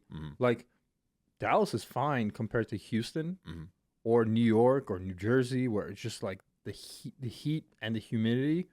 You're just like, oh, fucking kill me now, Yeah. please. Oh, Like, anything is better than this pain that I'm. Because you'll shower, get out of the house, and you're just drenched Yep. in you're 2 wet again. seconds, and Yeah. you're like, oh, this was awesome. I feel pretty fortunate that I wear athleisure all day long because all my shit dries so quickly. Yeah. yeah, it's like, it's the best. In the summertime, it's like t-shirt, shorts, Well, compression It's shorts. fun to be a personal trainer. Yeah. You get to wear. Oh, I'm at work. Yeah. Like, this is work attire. This is the- properly dressed. I'm 100%, and I use, our colors are like dark blue, and we can wear like dark blue, brown, light blue, black, gray. So like colors that like, if you sweat on them, you won't Yeah. see, except for gray. But I mean, like, we're all wearing just like the sport top style shirts, like locker tees and stuff like that. It's the best. It's much better to deal with that than I can't, like, the poor people that have to wear suits and ties and go to work I don't know in why, Dallas, and I'm like, oh, But I like, feel what- bad for you. I feel like it doesn't matter.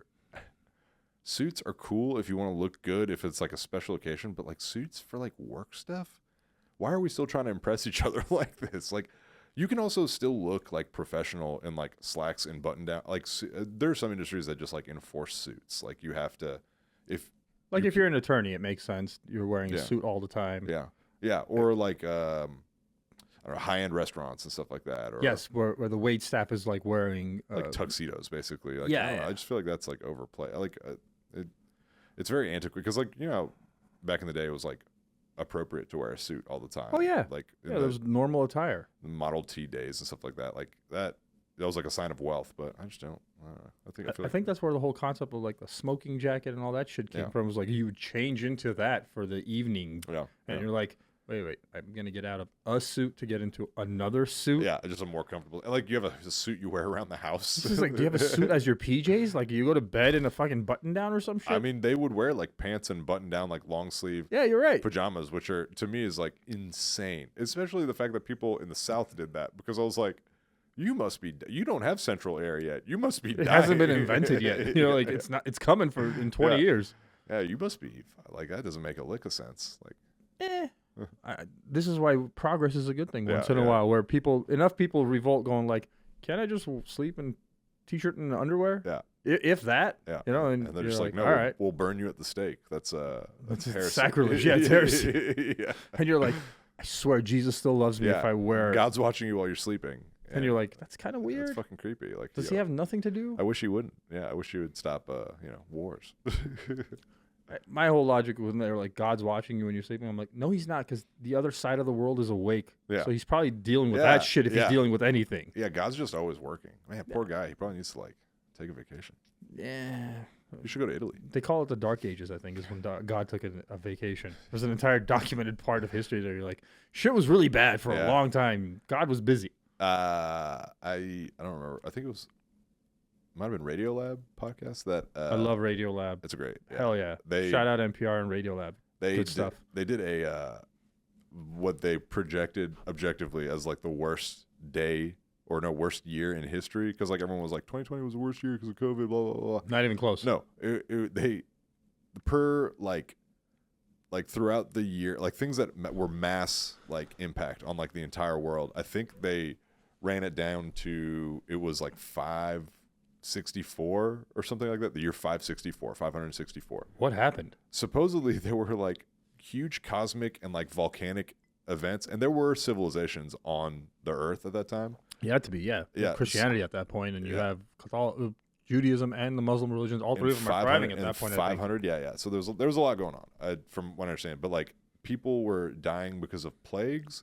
they were dying because of like cosmic dust and like volcanic ash out of huge volcanoes that would like like completely engulf like countries in like this like orange. They're like the only accounts I have are like really really vague like things in like Sanskrit and different languages that say like the orange clouds descended upon the whatever, but it's like real poetic and like they're just interpreting it the best they can with an ancient language. But it's like basically to imply like something happened, everything got covered in something, a lot of people died because of it because they couldn't breathe, and on top of that there was like a famine and like some sort of plague that hit the earth, like populations were being knocked out, and that was all happening within this like somewhere between like 564 and 570 year of the planet. Like that was like the worst year. And then there were like a couple other like honorable mentions. I couldn't remember what the rest of them were, but like years where the bubonic plague was going. Like it was, yeah. But Pompeii comes to mind. Yeah. When the people are like 2020 was the worst year, we're like, no.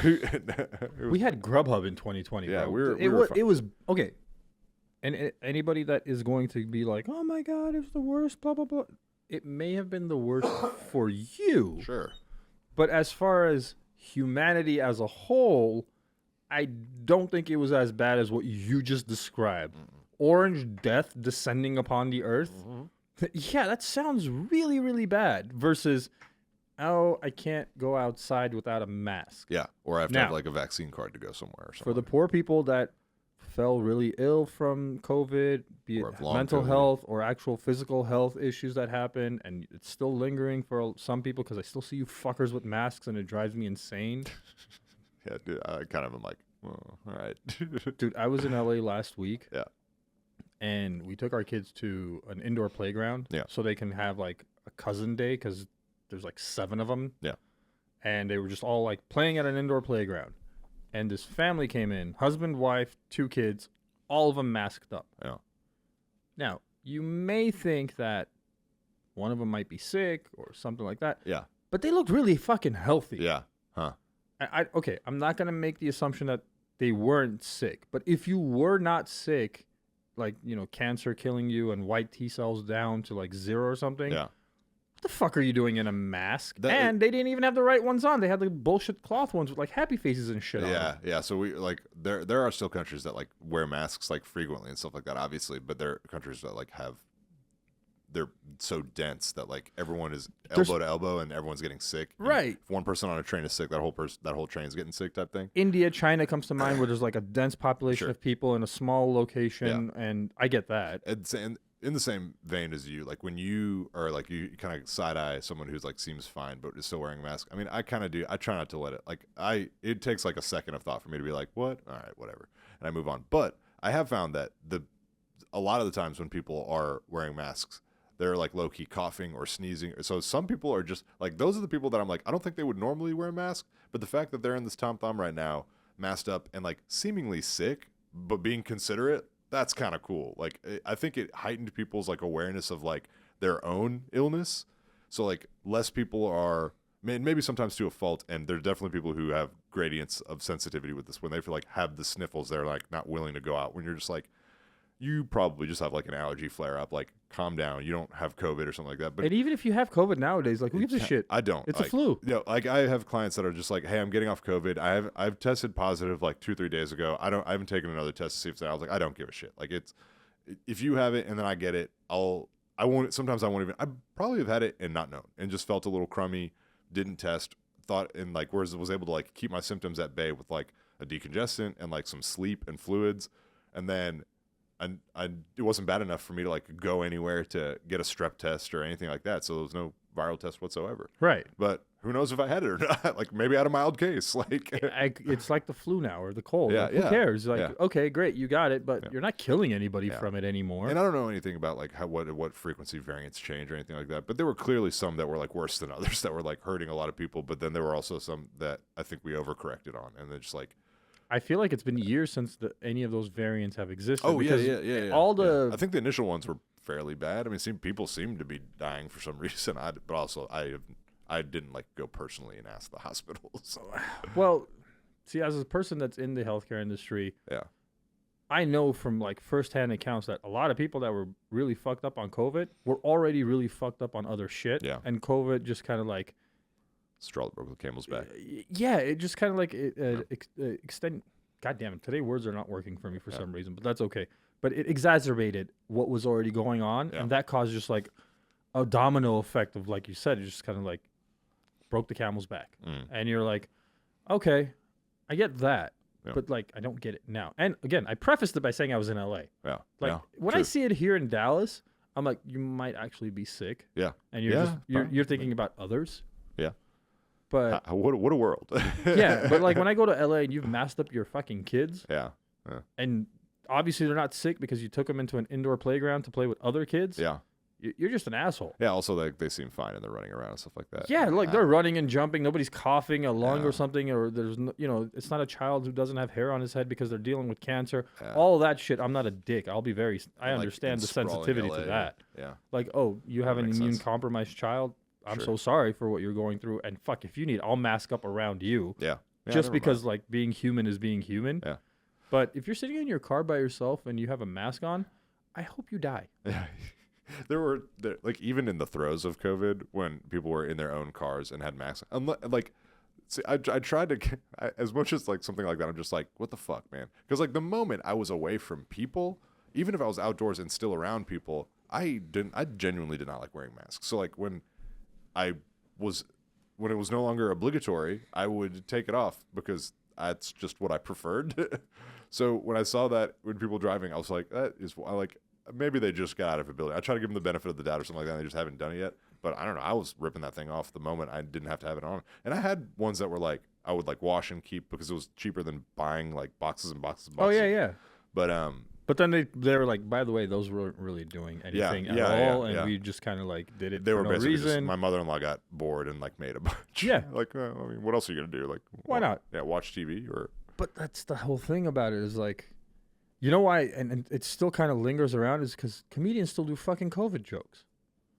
And you're just like, stop. I think... Please stop. So, I mean, like, I haven't seen them as much anymore, but maybe it's like, I've heard them reference having COVID if it's like pertaining to a story, but now it's like saying like, now in a joke being like, you can now name it instead of being like, I was sick as shit last week and then this funny thing happened, set up punchline, whatever. That makes a lot of sense to me. But like now, like COVID is like a very hot word. So like if you're like, yeah, I had COVID last week and like it was crazy, Uber Eats was blah blah blah, and like you do your whatever joke, but like that gives it context. So now people are like, okay, I've heard of COVID, but sick could be anything. Sick could be like it's a way to specify something. I think now it's more of like a detail and less of a crux of a joke, I think. Oh, no, see, I'm talking about the ones that still use it as a crux of a joke, but they use it as the entire point of the joke. Yeah, is why that not? There's other comedians that will use it as Garvey Marcus was on yesterday.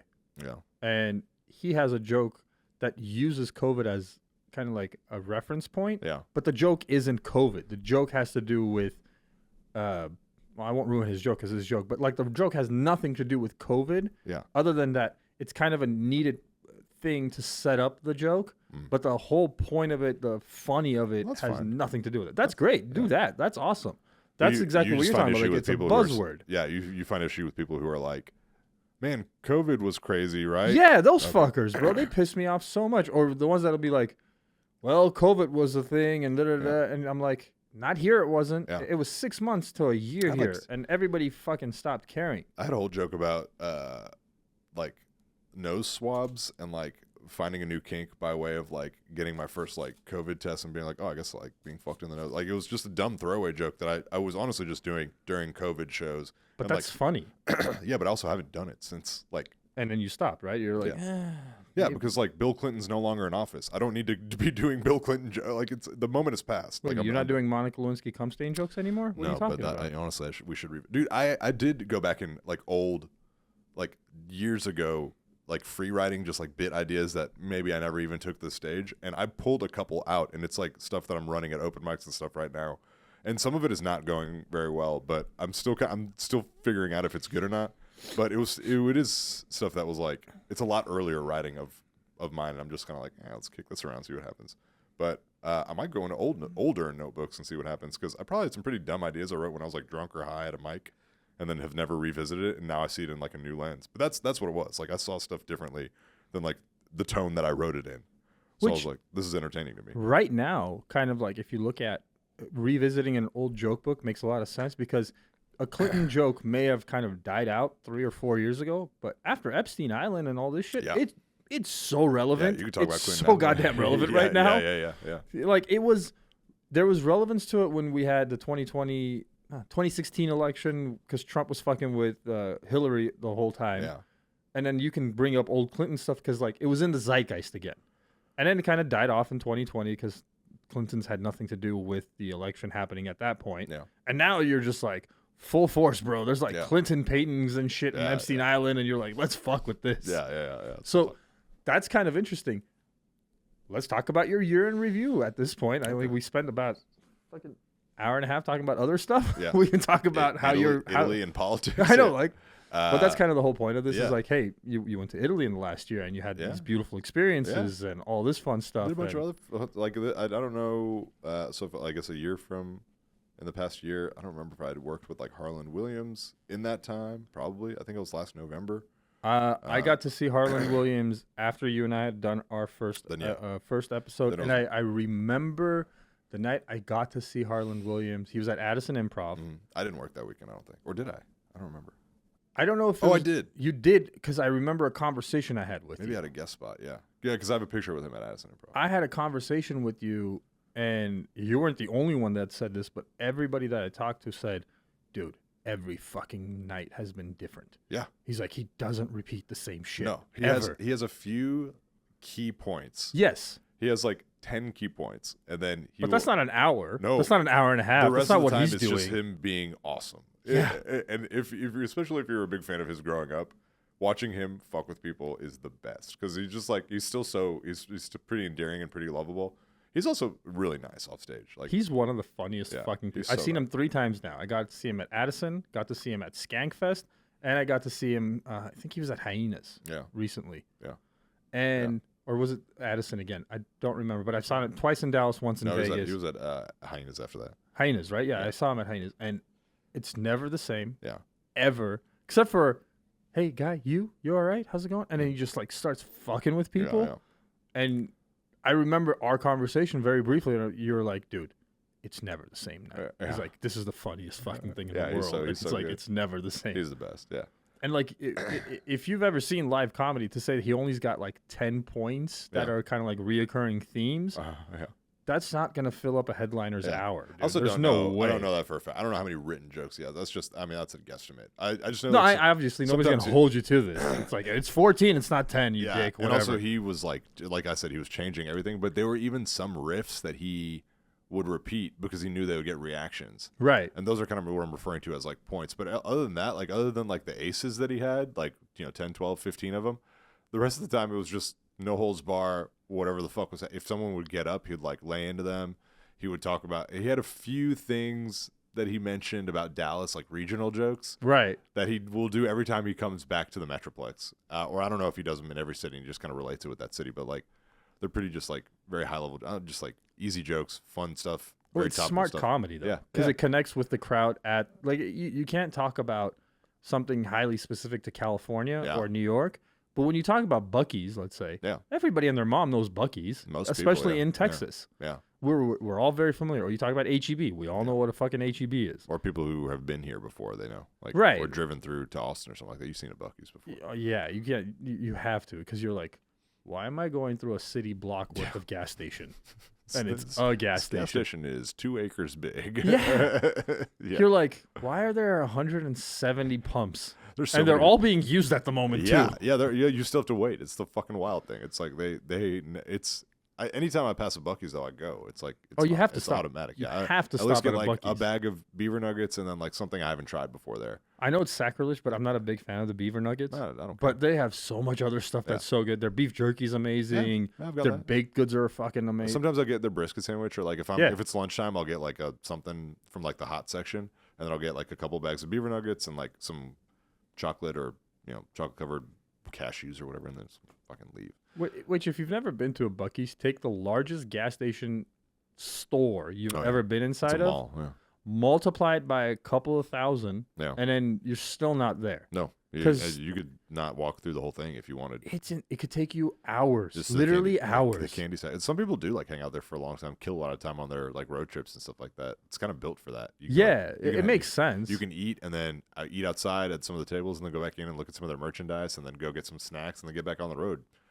Hour 15 minutes have passed. Like I've bought jams and preserves that are made by Buc-ee's. Yeah, I kind of want to try some. I was looking at the preserve section this There's like time. a jalapeno something I bought. It's so good. I ended up getting different style beaver nuggets, but like the savory kinds that were like Chipotle, like they're basically like Cheetos. That sounds good. They were pretty good. Yeah, That sounds really good. And actually, the guy saw me like going between the jams and like the chips, and he goes, "You want my recommendation?" And he goes, "Get that bag and that bag." And I got those two bags, took them home, and he was right. They were both Okay. good. Yeah. Which were the bags? Do you remember? They were the. So I can like try the them next time? The cheddar beaver, like the beaver nuggets that are like the savory kind, so they look like Cheetos. And there was like a Chipotle. It was like a semi-spicy one, and then there was one like a cheddar Chipotle one that was pretty good too.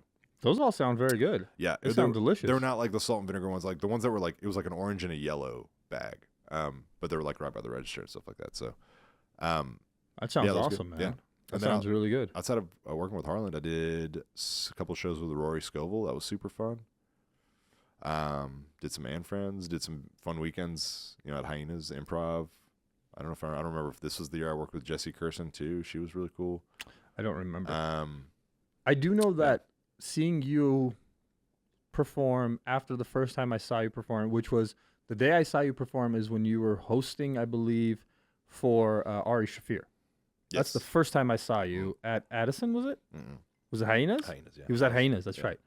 And Youngblood was there too. yes. Yeah. And instantly fell in love with your style of comedy, and I was like, local Dallas guy, Yeah. solid work, really funny shit. That makes sense that it would have been around this time. Yeah, 'cause Yeah. it was like early year with. Yeah, it was Ari. like right around March, April, something Yeah, like that. yeah. Because I remember Jew had just released Uh-huh. a comedy live special that he did for, and he put it on YouTube. Yeah. And then I literally saw you, and that he has no fucking idea about this, but he is like a pivotal reason why I started the podcast. No, that's Because wild. I was like, how the fuck did you just do Jew, which was this 1 hour special, and now you're doing none of that? Yeah. Like not a single word is even being, you didn't even talk about Judaism. No. While you did like an hour and 30 minutes of it was fucking tonguing your new dog in Manhattan, which was funny as fuck. Yeah. But you could tell it was like the beginnings of something that he was working on. I was like, this is so interesting. His sets got shorter and shorter as the week went on, and he just stuck with the stronger stuff.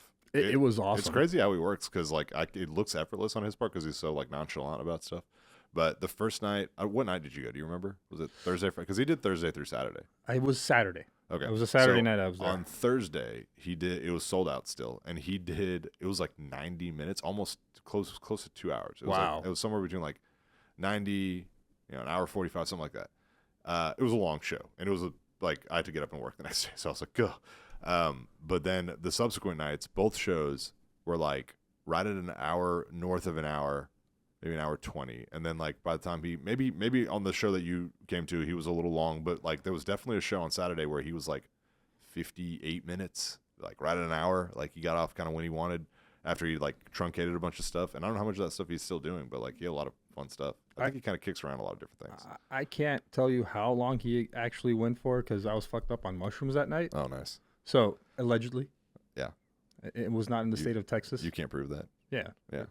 It Statute was, said it was a year ago. Statute of it limitations. was shiitake mushrooms, Yeah. but they got me fucked up for Yeah. some reason. Who knows why? You never know. It was Benihana's, lion's man. mane, whatever it was. Benihana's, man. Something like that. They're putting something in the mushrooms. But I mean, it was a fucking amazing night. Yeah, it was it was fun. hilarious. Every show was sold out. That was the funnest weekend for sure. Yeah. But why I was saying that is subsequently after seeing you for the first time, I've gotten to see you probably more than a half a dozen times hosting and featuring and doing your spots and stuff. And like every single time I've made mental notes of some of the jokes that you do. Cool. And every single time they get tighter and better Oh, thanks, man. with your delivery. Yeah. And I literally am like, oh fuck, he took out a couple of words here and he rearranged this a little bit. Like most people don't know what's going on unless they're a comedian or they're the person performing it. But like as an audience member that gets to see someone redo things over and over again because they're working on perfecting it, Yeah. it's so awesome to see. Yeah. It's like, oh, cool. he's not being complacent about his shit. No. He's working on it on a never-ending basis. Yeah, and I've been doing a lot. I've been writing a lot of new stuff now that like I said, I've been pulling stuff from old and then thinking of new, and then like kind of weaving the two together. Just kind of trying to get out of a funk and like being like. What's stuck. the funk that you feel like you've gotten into? And it's not necessarily anything that like I was like, oh, I've like huge writer's block or anything like that, but I just feel like sometimes I'll get on a tear of doing some stuff that it could just kind of loses its luster. So I want to write at a higher velocity, and sometimes like I go through like ebbs and flows of writing a lot and writing a little, and just for an extended period of time. In the recent past, I was like in a slumpy one, but like I just literally over the past week have been like jotting down a lot more notes, and things are firing a little bit more. I've also kind of been definitely since we got back from Italy, drank a lot less over like the last couple weeks because I was just vacationed out. It was kind of like my body needed it. You did too much. Yeah. And then I think prior to the trip, like leading up to the trip, I was like, trying to get a lot of stuff done before like going on this 11-day trip. Like I was pretty stressed. I was pretty like I felt like I hadn't had a long break in a while. So like at work, I was feeling burnt out a little bit, but like the trip helped all that. But leading in, it was like it was always the darkest. Like I was like the most tired, the most exhausted, having to spread myself really thin. Comedy was like wasn't coming to me as much. And then when I kind of like put all of it away for a little bit, went and traveled a little bit, came back, I was a lot more connected with the clients. I was like writing a lot more. I just kind of toned down drinking a lot, and I kind of toned down smoke because in Italy I didn't smoke at all because it's still illegal there. So since I got back, I found weed in Italy. Yeah, there's weed ever. Like it wasn't good weed. No, you could smell it on the streets and stuff like that. Like I met a dude from Senegal outside of a bar that was like, "Do you want weed?" It was like the second night there, and I was like, "Well, that didn't take long at all." So, but I didn't get any from him because I was just like, I'll just do this 11 days like without it and see. Why not? Right? I needed a break anyway. So it was shitty weed, by the way. Fucking Italy, step your game up. Yeah, God real damn it, bad it's weed. so bad. That's not their focus there. They got other drugs, but they Dude, what's big over there? Do you know? Like the party, I think they'd get a lot of like club drugs and a lot of stuff that's like synthetic. So like ecstasy and like that's always fentanyl. I'm sure is making its rounds. Probably, but I mean, I think there probably is good weed up there. You just got to talk to the right people. I mean, I don't know where they get it, but I bought it off of a dude in a Subway, like a Subway, not the sandwich shop, but an actual like where you get onto a Subway would car. Be dismal. Like this is very true. Yeah. Because we're used to very different types of systems of purchasing that shit here. Well, we get stuff, whether you get it black market or whether you get it from like these CBD shops and stuff like that, the synthetic stuff, it's either from California or Colorado or Mexico or somewhere that has good stuff. So, which is hilarious because like when you go into a vape store here, I don't think anybody's actually buying vapes as much as they're buying fucking Kratom and the THC8, THC9, Delta blah, Delta this. Yeah. And then you're looking at it and you're like, are you telling me all you guys fucking did was change a molecule? Mm-hmm. Yep. And you're calling it legal now? And it's easier to buy this shit here than it is to get actual marijuana in California where it's legal? I asked what the difference was between like what the exact chemical property is that they do to the California and Colorado weed that makes it Delta 9. And it's not even anything from like a molecular or microbiological standpoint. Like it's not something different fundamentally in the plants. The plants are the same hemp plants. Right. But when they pull the buds off of ones in California and Colorado, there's like a suffocation process of the weed. They put in this thing and they basically deprive it of air. Kind of like if you do that with a fire, the fire shuts off. It has some effect. This is what it does. It pulls the crystals to the surface of that's why the buds in like Colorado, California, like the designer buds are like so elegant and like crystalled and like colored and like have hairs and all that kind of stuff. That's the only difference. So if you get like CBD or Delta 8 weed from like hemp legal here, and you have a means of somehow sucking air out of a capsule and keeping that weed in there, and I don't know how long it takes or anything like that, but you can do the same goddamn thing here. And like there are definitely vacuum savers and things like that exist. Like you can do this. Oh, so yeah. I was just like, what, like, come on, man. Like, what are you saying? I can go to like the fucking CBD King around the corner from my house, and then I can go to Target up the road and get like a turkey bag. One of those jar like compressors that like you put your snacks in and take the air out so they don't stale. And I can make myself regular California weed. This is dumb. Like, just legalize it here for Christ's sake. It drives me up a wall that we still don't have like legalized marijuana in Texas. Yeah. I'm like, why? It should happen. Well, gambling. What are you waiting for? Gambling is about to be made illegal or illegal here. Legal. Well, yeah. That's wild. Cuban put some money behind that. Oh yeah. Well, no, so somebody came and bought some of the Mavs. Well, the thing is like it's not somebody, it's the president and CEO or something of the MGM group. Well, it's like it's the biggest entity that is all the resorts. Yeah, the gambling. Well, because that's MGM group. Because MGM. Man, apparently, how big is that company? That's fucking huge. Apparently, MGM owns Caesar's Palace. Yeah. They own all the they MGM own hotels. They own a ton of shit. Like, I think there's like 3 main factions that compete in Vegas. Mm-hmm. One is the Wynn Group, which owns like all the Wynn hotels, and then you've got I think there's another one like the Cosmopolitan Group, which is owned by a much larger multi-conglomerate. Yeah.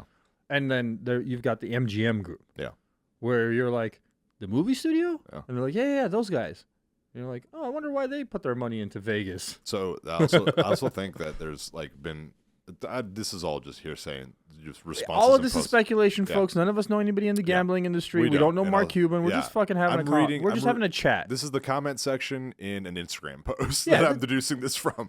This is a Snapchat. It's gone in 24 hours. We're just fucking around. Supposedly, there's been like a lot of land bought by this entity or like a shell corporation of this entity or something like that. And it's not necessarily like under the radar or anything, but like they've bought where the old Cowboys stadium used to be, like in Irving. Where was that? Irving? Okay, because I'm not familiar. I know there's an Arlington. So right? The Death Star, like no, I'm good. Okay. The Jerry World was built in Arlington, right next to the ballpark, and then they built a new ballpark. Right. And now the old Texas Rangers ballpark is now where the Arlington Renegade XFL team plays.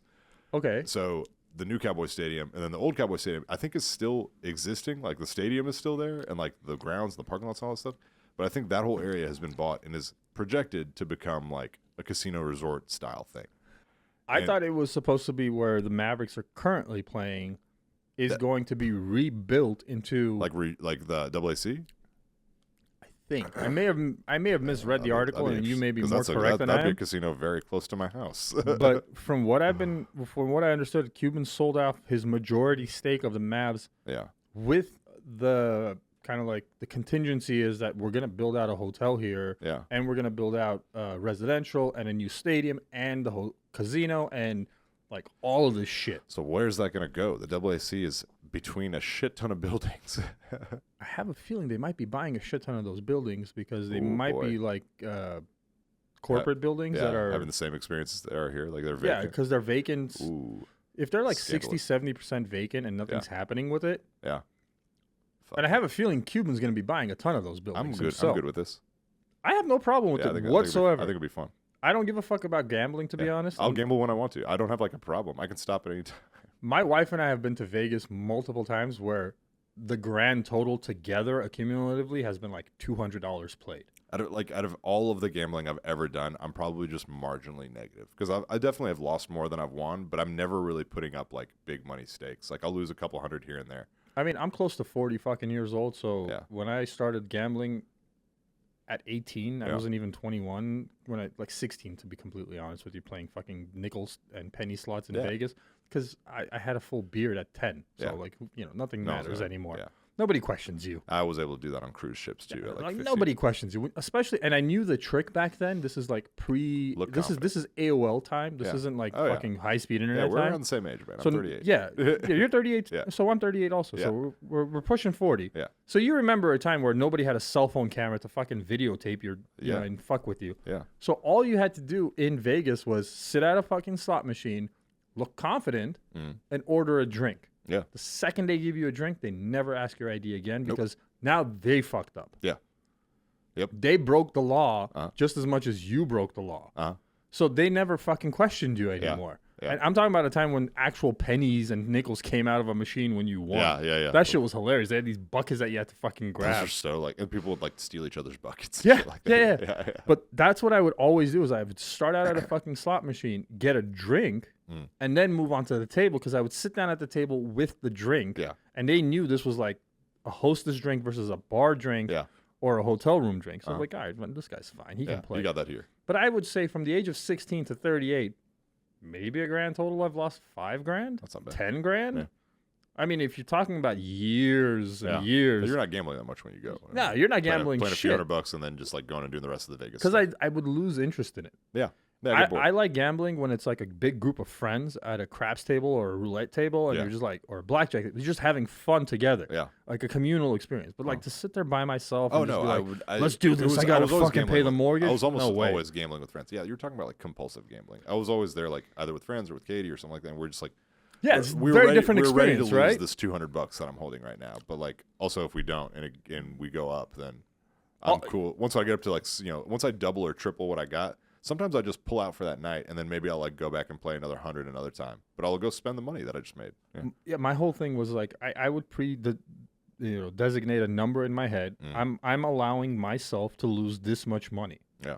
And I will not feel bad at all if No. I lose this much money because I've pre-allocated in my mind. Like none of my bills are going to be late. My kids aren't Yeah. going to go hungry. None of that shit's going to happen, obviously.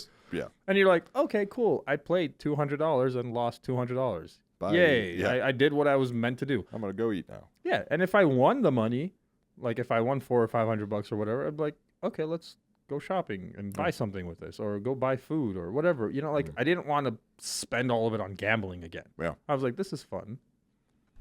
So that I think both of us are not going to be having much of a dramatic change in our life with a casino being in Dallas. Yeah.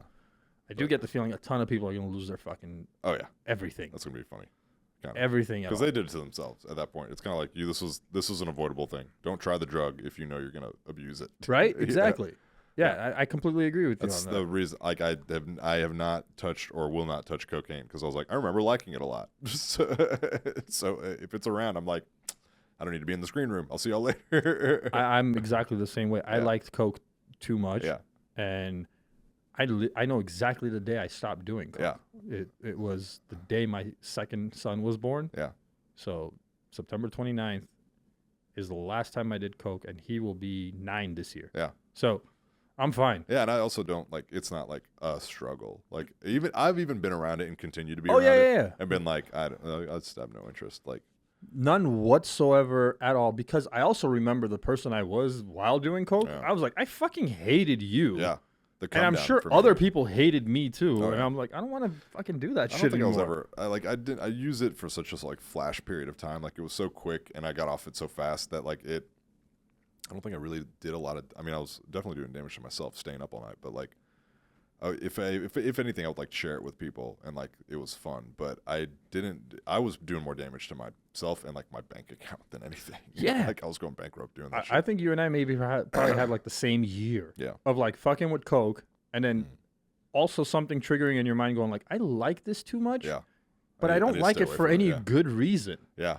Like it doesn't make sense why I like Coke because it's annoying. Yeah, and there's nothing worse than like coming down from it, where you're just Oh like God. Oh. manically depressed, and like no matter how much weed you smoke, or like if you start drinking, that's just even worse. Like, You're losing days of your life. oh yeah, On just recovery. Yeah, On just recovery, you're like, oh fuck, I can't believe it's Monday already, and it's been this weird, horrible hellscape that is my life for 3 days. I remember like in the summer that I was doing it a lot, in the, like the year and a half that I was like doing it a ton. that was the peak use, and I took I think it was just a summer. It was like they had 2 summer sessions of summer school, like session A, session B, and then there were like mini mesters that you could take in like 2 weeks, and they were like. They were really- like very intense. like, Everything's yeah, condensed into like a 2 week span. really long days in one Yeah, class, yeah. and then you just like so there's some days where you take like 3 quizzes or something like that. I was it was like an introductory calculus class. Math had always been a pretty strong subject. I actually don't. I thought I tested out of the class, but like it was a required course for me to take, so I just took it over the summer, and it was like in my peak usage. And I don't think I slept hardly ever during the entire class. I got an A. I did not.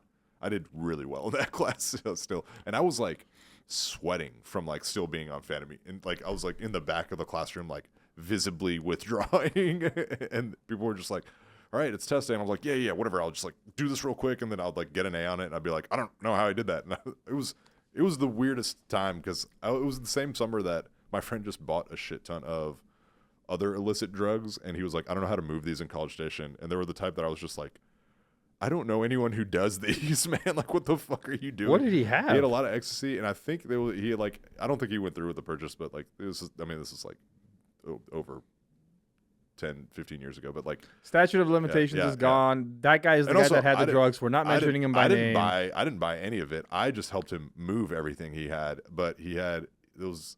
Again, 7 years Yeah. is the statute of limitations. You're fine. Ecstasy, coke. Probably some meth thrown in there. No meth. It was no meth, no crack. I want to say maybe he himself, but he didn't volunteer this information. I had some kind of like heroin that he was trying to move, but I was just like, these are the ones that I was just like, dude, I don't know people who do this. Like, I don't.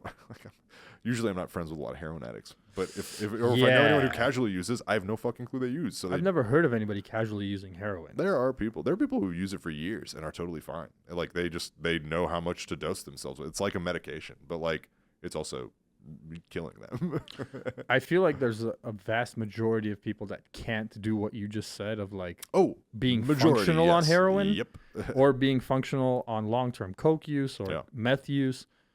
Like I know a ton of people that have used pot for decades and are some of the greatest people you'll ever meet. Totally fine. Yeah. Some of the nicest people you'll ever meet. And you're like, this doesn't seem like a detrimental drug. No. This seems Plus, fine. it's fairly cheap, cigarettes, comparatively speaking. Booze do more damage than any of this stuff. I believe so. Yeah, I believe cigarettes and booze are worse for you than smoking pot. Yeah. Because they're accessible and people do them in like without regard. Also, I feel like if you're doing shrooms. Yeah, I like those too. That seems like I've done enough of it to be like, I don't know how you would get addicted to shrooms. No, it would be so fucking hard to make this like a regular thing to do because it's just pretty exhausting. Like, yeah, it takes a lot out of you. It's great, it's fun, it's euphoric, and all this, but you're like, there's genuine hours of your day that are completely gone that you are having fun in those hours, but you're not functional. Fuck that, bro. No. You're like down and out the next day. Yeah. It's kind of like cocaine. You're just like a lump of a person. Well, I mean, I don't know how much shrooms you're doing. No, not sure. I was talking about cocaine. Like coke. Yeah. Coke fucks with you so bad. Yeah, the next day you're just like useless. Yeah. So like, there's certain drugs that you're okay with. I can do shrooms and be fine, and pot and be fine. Sure. Alcohol fucks with me too. I don't like to drink a lot anymore, especially since Italy and like having good liquor. Oh, this is the whole thing that like the food in Italy being like so fresh and like the alcohol not having sulfites and stuff in it that's been transported or preserved. You don't get hangovers from like wine in Italy. You don't get like, you don't feel super heavy from eating the food there. But like, that's true. The FDA here is just like, what do we want to put in the food? Pesticides? Tight. Nice.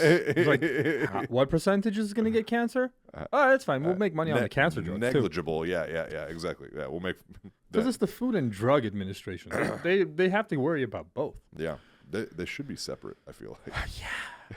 Like, why aren't you guys part of the ATF? But like, also the EU has such hard stipulations on food and food shipping and preservatives and like restaurant stipulations that like it's tough to like find bad quality stuff there. I mean, even street food is great.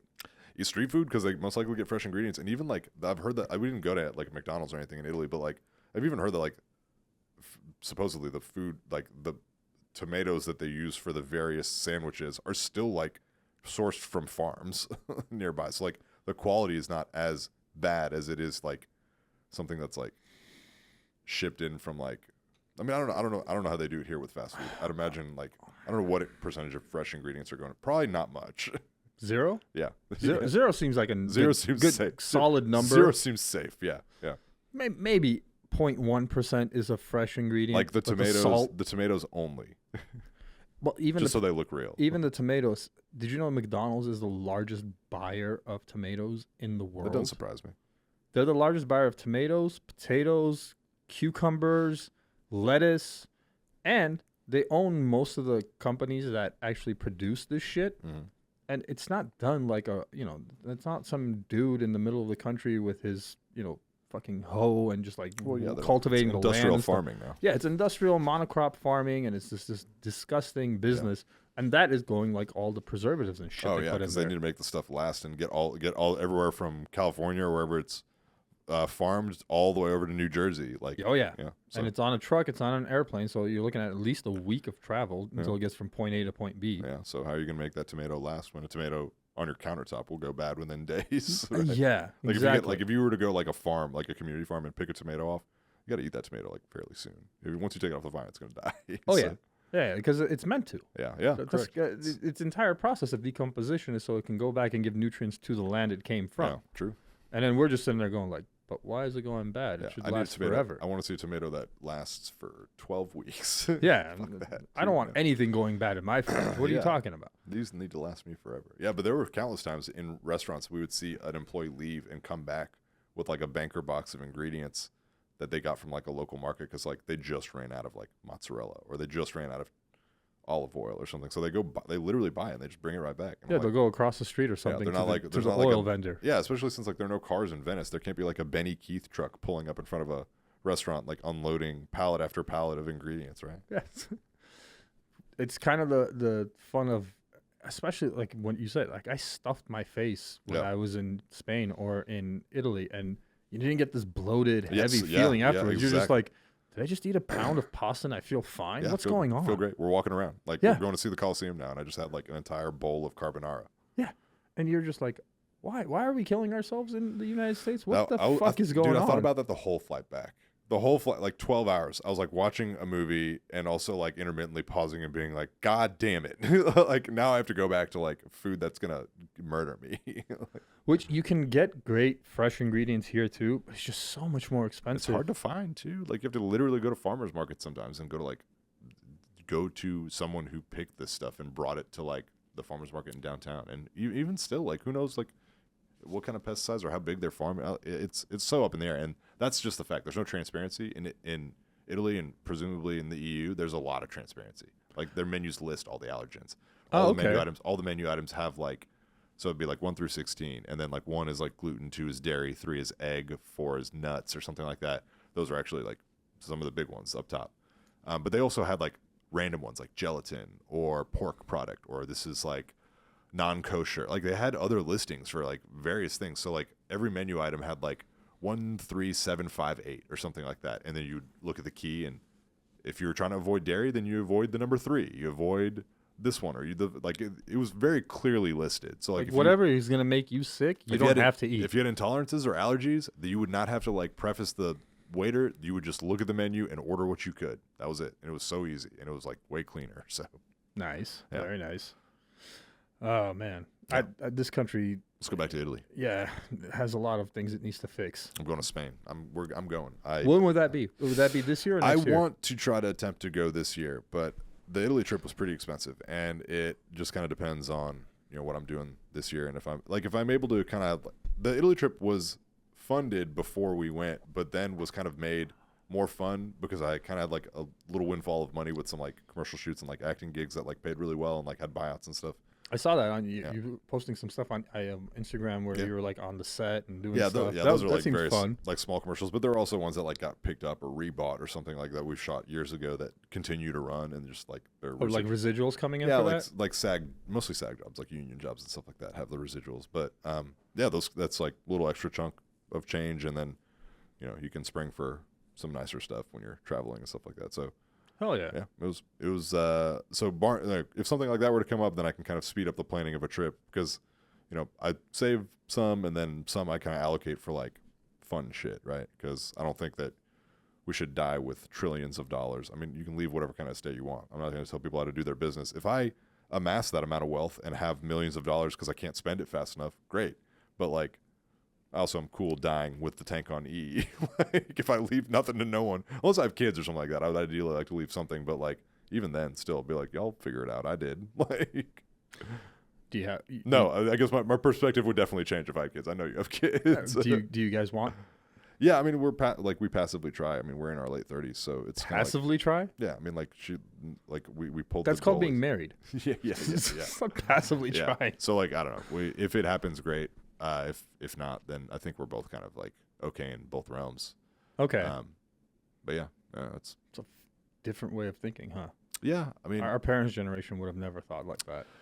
They were just like, you have to have kids. yeah. They were like that's just our way of thinking, and my parents don't really care because they have 3 like grandkids on my sister's side, so they're kind of set. So they're like, all right, we got somebody to love. Yeah, and they do a lot of like babysitting and stuff like that. So Are your They- parents here? yeah, they're here. Oh yeah, that's right. Yeah, They're parents and sister and all that stuff are here. So everybody's here, Yeah, which is nice. yeah, it is nice. It also kind of like if I ever kind of like entertain the thought of moving, it just causes friction because it's like, with like how old my dad's not. I mean, he's 75. He's not particularly old. My mom's like 11 years younger than him, leaving at whatever time, what if something bad happens, having to come back, like share time. Like there's just, I still think I could do it. I think if I were to do it, it would be in the next couple of years, but there's not any like hard plans. Katie and I have courted sometimes the idea of moving to like the DC area. Why DC? She really likes DC. I really like DC for multiple reasons. One, the comedy scene there is fantastic, and also it's a stone's. I could get to New York a lot, which would be my first choice to move. But Katie has lived there, and she doesn't love it. But DC is like a compromise right in the middle. Another place that we courted for a while, low-key, was Denver, but Denver's just stupid expensive, and like there are good acting agencies and stuff there, but I'd have to get plugged in there and like start getting commercial work to like. And I guess I could also work at it. I could. When you're thinking about moving to a place like DC or Denver, how much of that process has to do with your comedy career? And because I thought you were going to say Austin is what you guys are contemplating. Nah, I mean, I don't really. I've been to Austin a lot, and Austin is 3 hours away. So to me, that's like in Texas. It's attainable. You can get there. It's a stretch, and it sucks, but you can, if you caffeinate up and just brace for impact, you can go do a show and drive back the same night in Austin. It's not that hard. Just don't drink when you're down there. Be smart about stuff. You're tired, for my job, it's not really conducive to any success the next day because I get up so early, but like I've done it and whatever. I'm tired the next day. I go to bed that night and I sleep fine. Yeah, you just got to deal with it. Yeah, you got to hustle through it. It's a work hazard. So, but DC's big, right, on comedy? Yeah, huge. And it's also just, it's that like Northeast kind of vibe that I like. I also love LA, but it wouldn't be high on my list to move to necessarily, or like anywhere in California just because of, like how expensive, I just like Northeast vibe a little bit more. I like New York. I like places like New York. I like places like Chicago. Went up to Grand Rapids recently. This isn't exactly Northeast, but like I liked Grand Rapids, and my friend who lives up there, who I was visiting, went to Detroit, and he was like, Detroit's amazing. So I was like, all right, I'll go check that place out. So apparently Detroit's been getting a lot better. Yeah, that's what I hear. A lot better. Yeah. So I don't know, no like hard line plans for moving or anything like that. But if something were to come up, something falls in our lap, then great. That makes sense. Yeah. So what about so obviously personal trainer stuff, that's just work. I can go that wherever, yeah. Work that's getting you like living. Yeah. What's going on as far as comedy? And I know it's only been a year since we've had our first chat, but like things change so quickly sometimes, and I've seen that you've been doing a lot more, and you've obviously like the whole TV and commercial stuff, and acting is kind of something that you're really into. Where do you see yourself going? Like, what would be the like ultimate goal? Do you want to be an arena act? Do you want to be an actor? Do you want like? I'm sure there's like, you've been doing this long enough that you know that if you're going to turn this into a career that is going to pay bills and kind of give you the trillions of dollars potentially one day, because personal trainers probably not going to get you there. No, unless you're like a celebrity trainer, yeah. Right, but even that, you never know how long that gravy train's going to run for. Sure. But what is the kind of like the projection that you have in your mind? I mean, I don't know where the end is, but I tend to just think in like short-term goals. So like this year the focus is like getting more feature spots, linking up with more headliners. I also put on shows through like Don't Tell Comedy and stuff like that, getting like good acts through there, traveling acts, giving people opportunities to like make a weekend or a tour of like coming to Dallas is like kind of enriching, whatever comedy I can do here. But for myself, not only is putting on the shows, one, great performance opportunities, because the pop-up shows that I do with Don't Tell are like really fun and usually sell out. But it also gives opportunities to like have comics come in town who are making a weekend, making some new connections there, going on the road with some other comics that I've like worked with, or even just comics that are not necessarily like big name headliners, but maybe they're working like off nights in clubs here, going and doing a couple spots with them in Oklahoma, Louisiana. So like just getting out of Dallas and doing more stuff abroad, or like outside of Texas, or in just different areas of Texas or something like that. So 2024 is getting outside of Dallas and kind of like venturing and into also like other areas. Doing higher profile spots here, like instead of doing regular bar shows and just doing a regular spot, which I'll do all the time. I don't mind like closing shows down, or like doing headliner spots, or doing longer time. If they're trying to do like a 3-hand show, I'll try to do like that middle or like headliner spot for a bar show. So I know, just being a little bit more selective. I won't take a 3-minute spot on like a showcasey type thing unless it pays really well. But like I also just want to challenge myself with like longer spots, more stage time and opportunity, and just getting up kind of like maybe in the past year I didn't do it as much, and kind of since the trip and kind of being reinvigorated, getting out a lot more and like doing stuff out of town, doing stuff in town, like still staying plugged in here and not necessarily removing myself completely, but planning a trip to Denver like I've been telling myself I'm going to do, planning a trip to New York like I've been telling myself I'm going to do. Those are the things that I want to like really get done this year. So if by the time this time next year I haven't done those things, you can kick me in the nuts or something. No, but we'll talk about it in a year and see what's going on, and it'll be like, you had a plan. What changed? You know, like that's the thing is we all make these things in our mind of what we want a year to even look like, and then it goes completely different. Yeah. But sometimes it goes completely different in the best possible way. Yeah. So you're just like, holy fuck, I never thought that was going to happen. And you'll know, you won't know until it happens, and you can kind of like draw back the reasons. Right. And the causes. So what about your sets? Like, how comfortable are you with, what time limit are you comfortable with? Like, I can do a solid hour. I can do 45. I can do 30. I can do whatever. Like, some comics, because that's another thing that I feel like comics internally are working on is like, how solid is my X amount of minutes that I can perform it without fearing that it's not going to hit? Yeah. Like, without any hesitation at all, 30 to 45 is like a sweet spot, and it's also like a fun amount of time to do. I don't know. I wouldn't empty I could venture a guess that I could do an hour. I don't know how long. I don't know what my endurance or like my ability to keep everyone's attention would be at that time, because I haven't done like several hours, or really I maybe have done it once or twice in my life. Like done close to 55, close to an hour.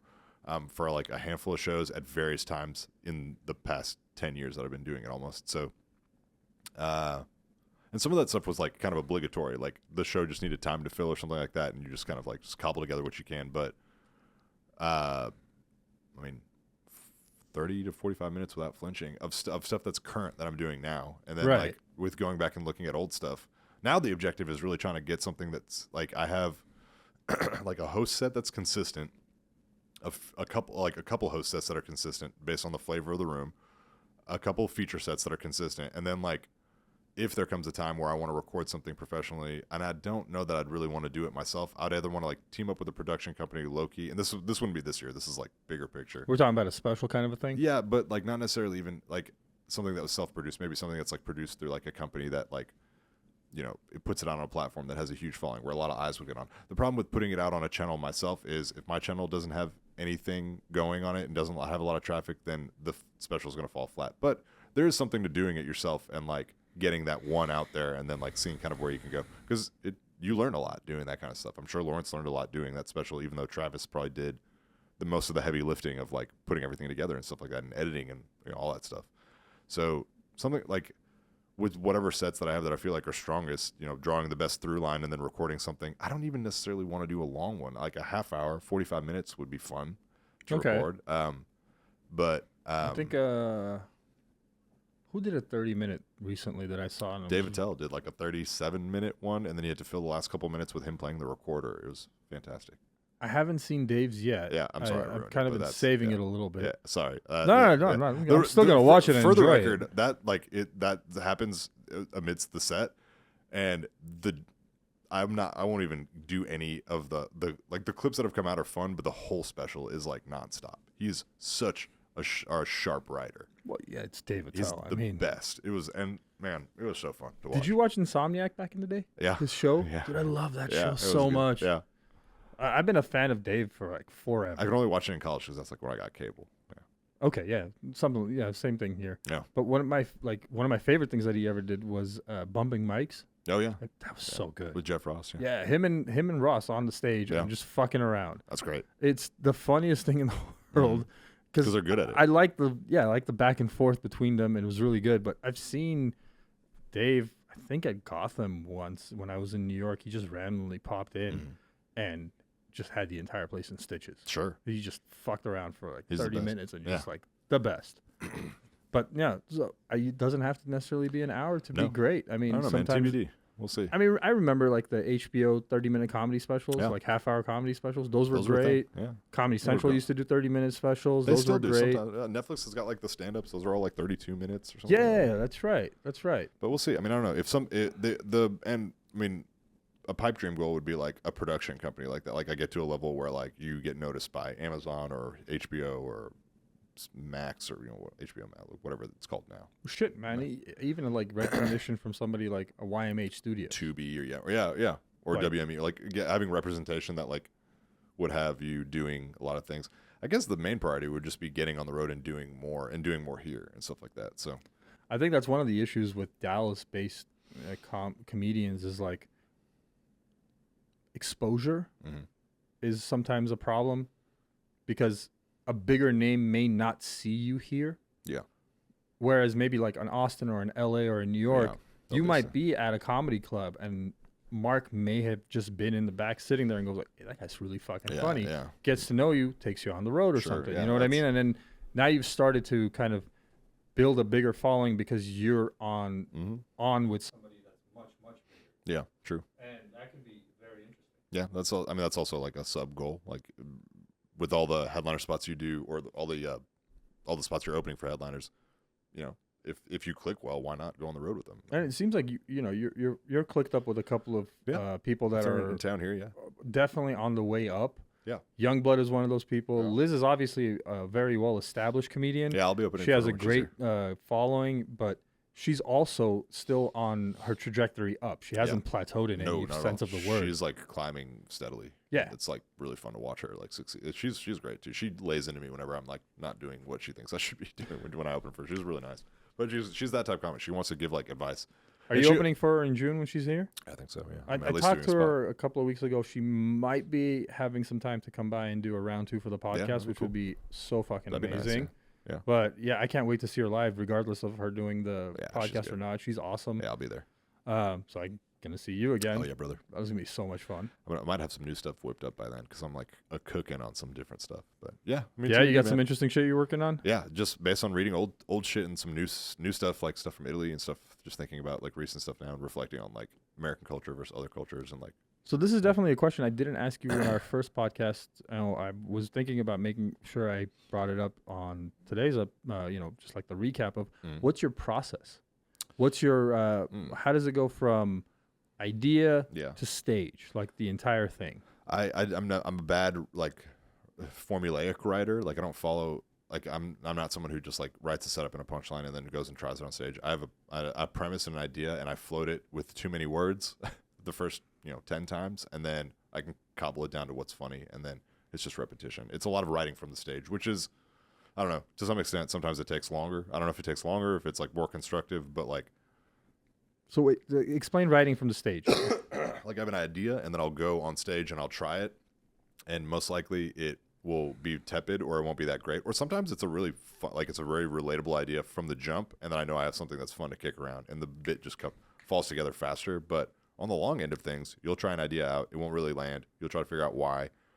You'll think about it. You'll listen to the recording. Was it your delivery? Was it the way you presented? If you have a video recording, you can kind of see what you did and then, shelve it, maybe bring it back when you have some better ideas. Like sometimes it takes a while to like kind of get something fully out there, but I'm not a pen to paper, like writing it out verbatim, trying it, reformatting the writing, and then trying it again. Like it's all from audio recording and re-listening to the audio recording, which I've been better about doing now. I was really bad about it for a long time. And then just trying it again a little bit different or just not the same or getting there a different way or faster or, use less words or use more descriptive words or be more specific or something like that. Like the same notes that I would give like when like I would give feedback to other comics or teach or do whatever. So it's very much a hands-on approach to it. Yeah. And that's how it works. Yeah, I feel like people who are just naturally funny, there's some up there that can just go do whatever and they're just naturally funny.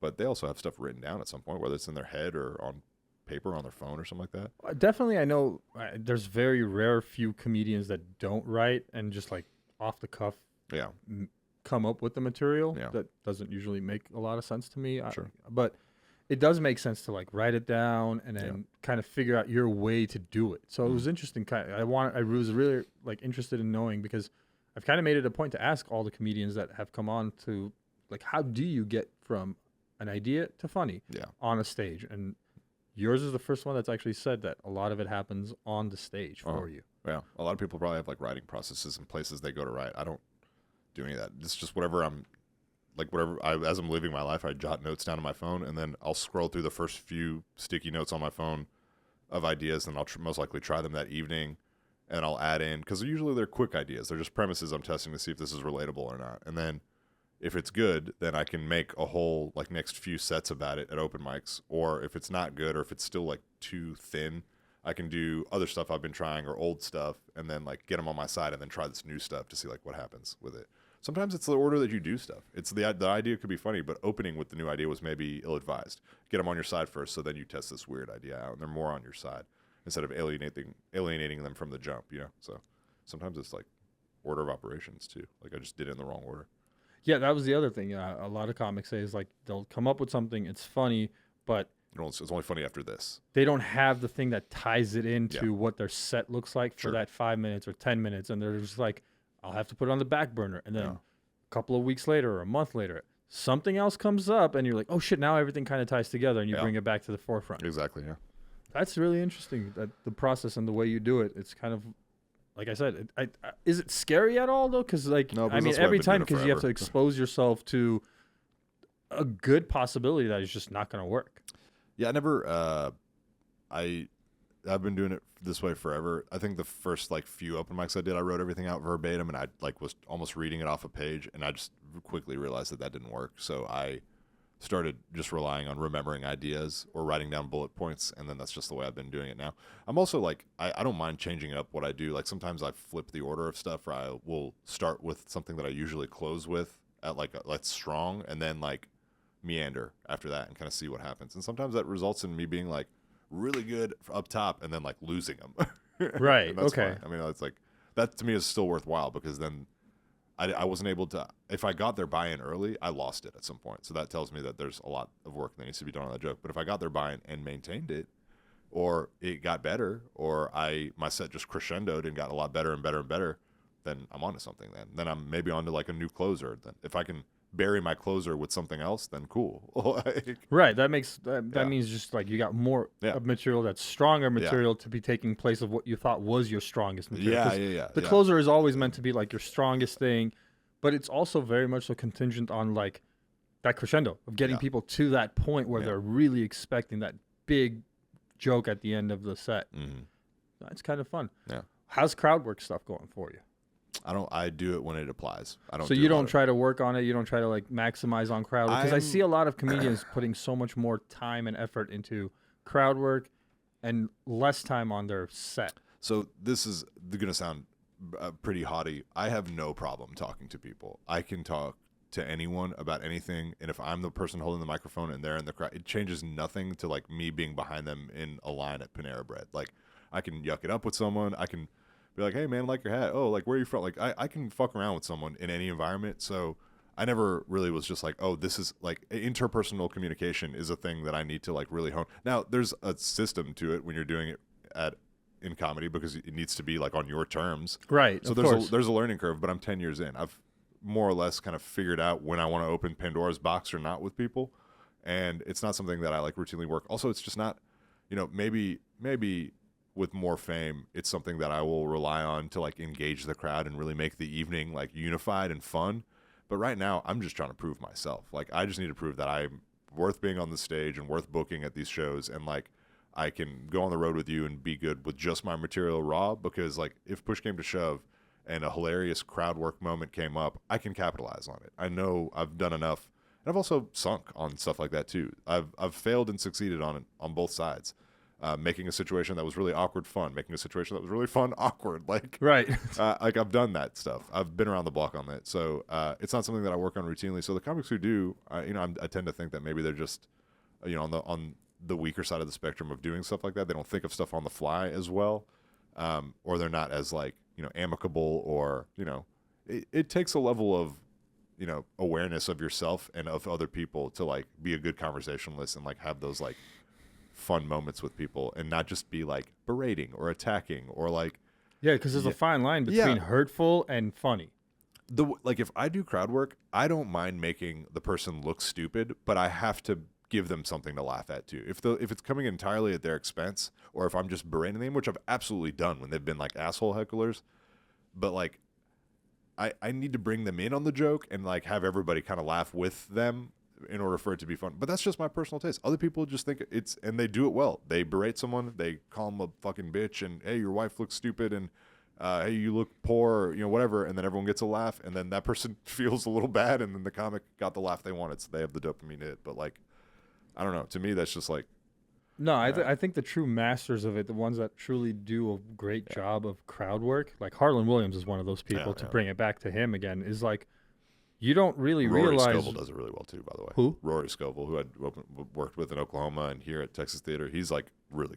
I haven't seen him live. I want to. That's not something he has scripted material that he does. He has material but sometimes his shows will go off the rails when someone is just like won't shut the fuck up, and he will just posterize them. Like he just dunks on them so bad, and it's so good because he gets the entire rest of the audience in on it, and that person is kind of like on an island, but then like he'll make it like he'll smooth it over basically. Like he has an arc to it. I don't know. It was really fun to watch. That's what I'm doing. It's kind of like an art form, You got to be good at what you do. Yeah. But no, it's again like so Harlan, the person I have seen a couple of times.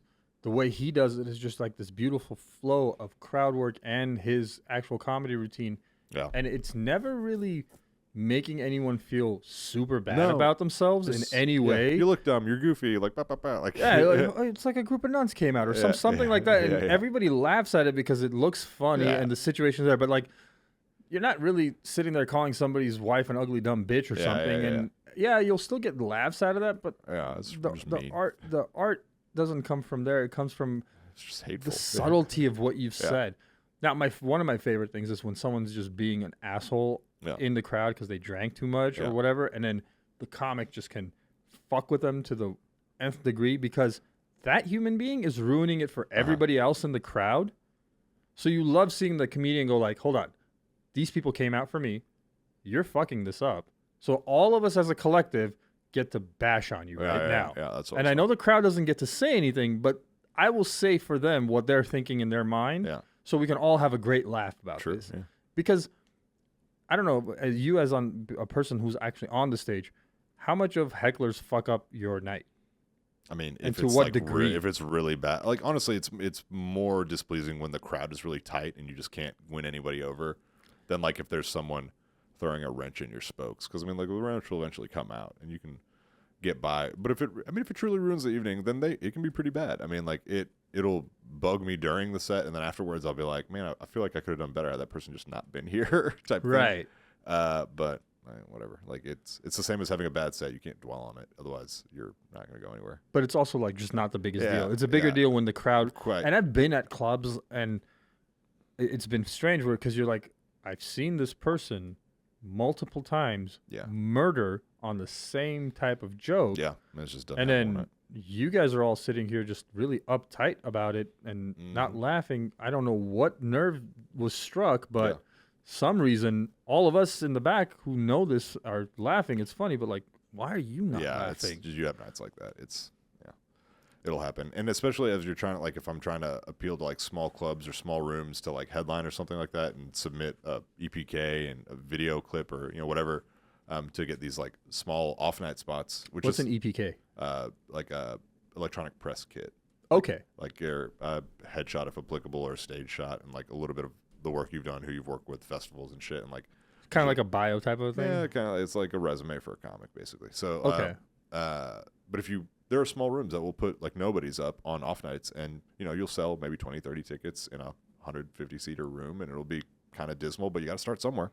So like that's the kind of thing that I'm hoping to do maybe a little bit of in the next like couple years, and like actually be able to get on the like have an EPK and like an impressive enough resume to be like, hey, could I go up to like a place like up in Oklahoma or in Tulsa or something like that, like, and do their Wednesday night or something like that, preceding their open mic or something like that. Like if I'm able to bring anybody in a different city just based on any kind of a following, but it just depends on you have to work really hard to get that kind of stuff because you have to appeal to a city that you've never been in, and they have to take a chance on you. So right, and so it kind of your work should speak for itself to allow you to do that, and I'm sure following is a big deal too, right? It is, but it's not as much as you think.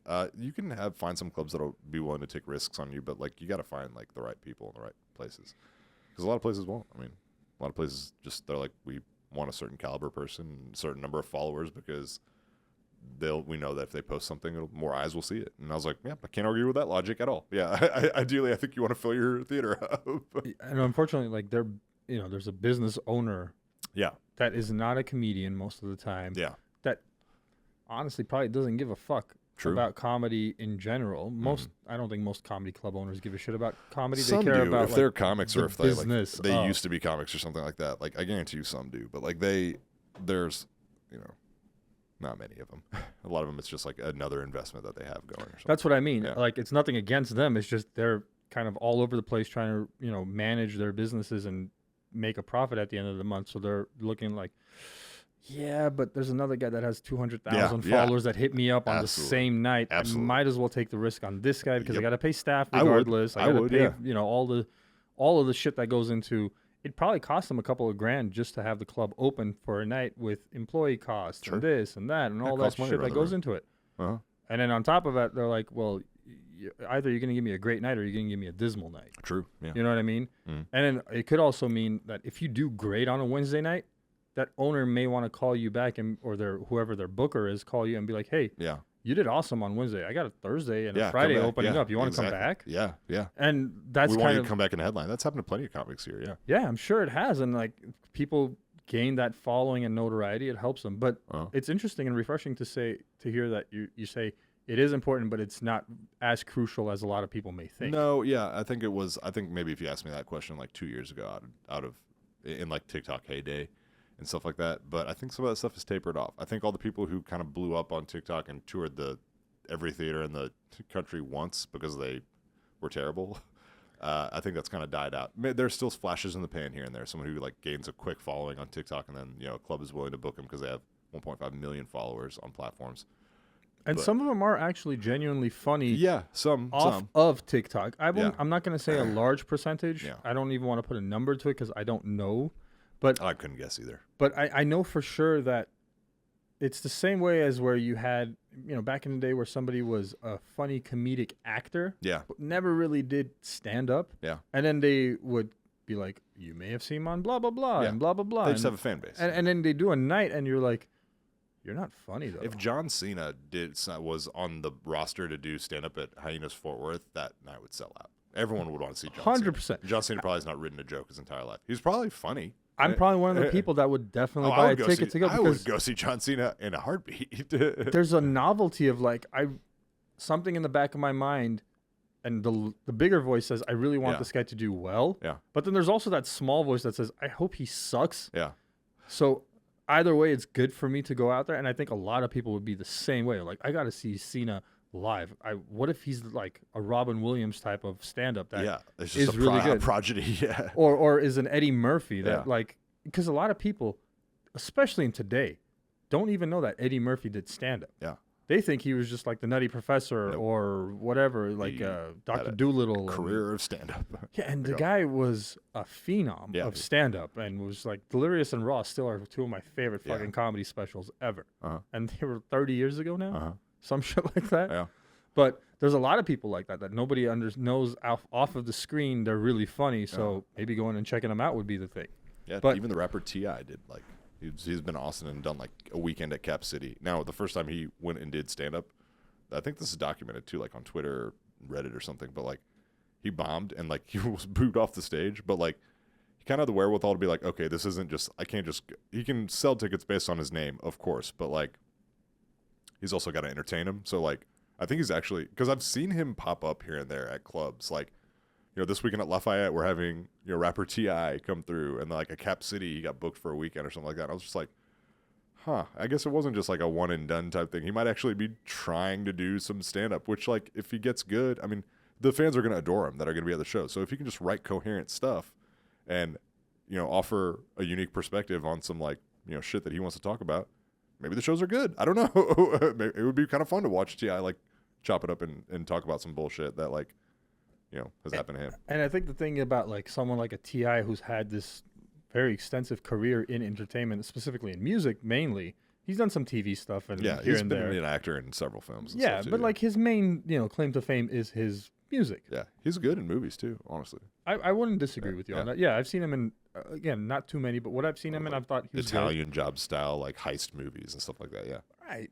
You're not looking for him to be an Oppenheimer or some shit like that. no, we're not looking for Oscars here. No, we're looking for fun, entertainment, He's get in, talented, get though. out, don't even think about it the next day kind of Yeah. a thing.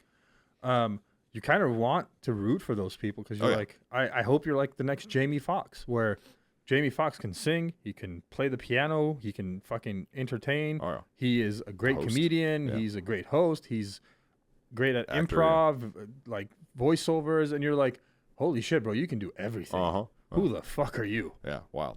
I'd love to get at that point. And That'd then be you fun. got these rarities that exist. You know what I mean? Like these people that exist that can do these things. So you're kind of sometimes rooting for a TI to not quit after the first horrifying set and Oh, put yeah. in a couple of years, because just like anything else, it takes time to actually become good at this. Yeah.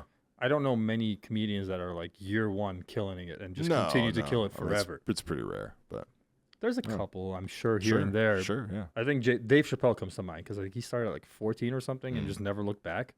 Just went at it. And you're just like, all right, I guess like that you're just this outlier of outliers that has done shit that nobody can do. Yeah, it's a process. I mean, I don't know. We'll see what the next year has. It's gonna be interesting. I'll mean, come back. You have an open I'll invitation. go at with Garvey. any time. Get me with Garvey. Me and Garvey in the same room would be fun. Really? I mean, yeah, he's a friend of mine, so I like hanging out with him. So I've actually never put that into a That's- thought process. I was mostly kidding, but you can also do that. That'd be fun. No, I mean I've thought Did one with about Shree was really fun. I did a podcast with Shree that was a hoot. It was just another comedian's podcast, but Sri Raj. yeah, Yeah, he's been on my Yeah, podcast. yeah, Yeah, he's yeah. a fucking hilarious Yeah, I dude, like dude. him.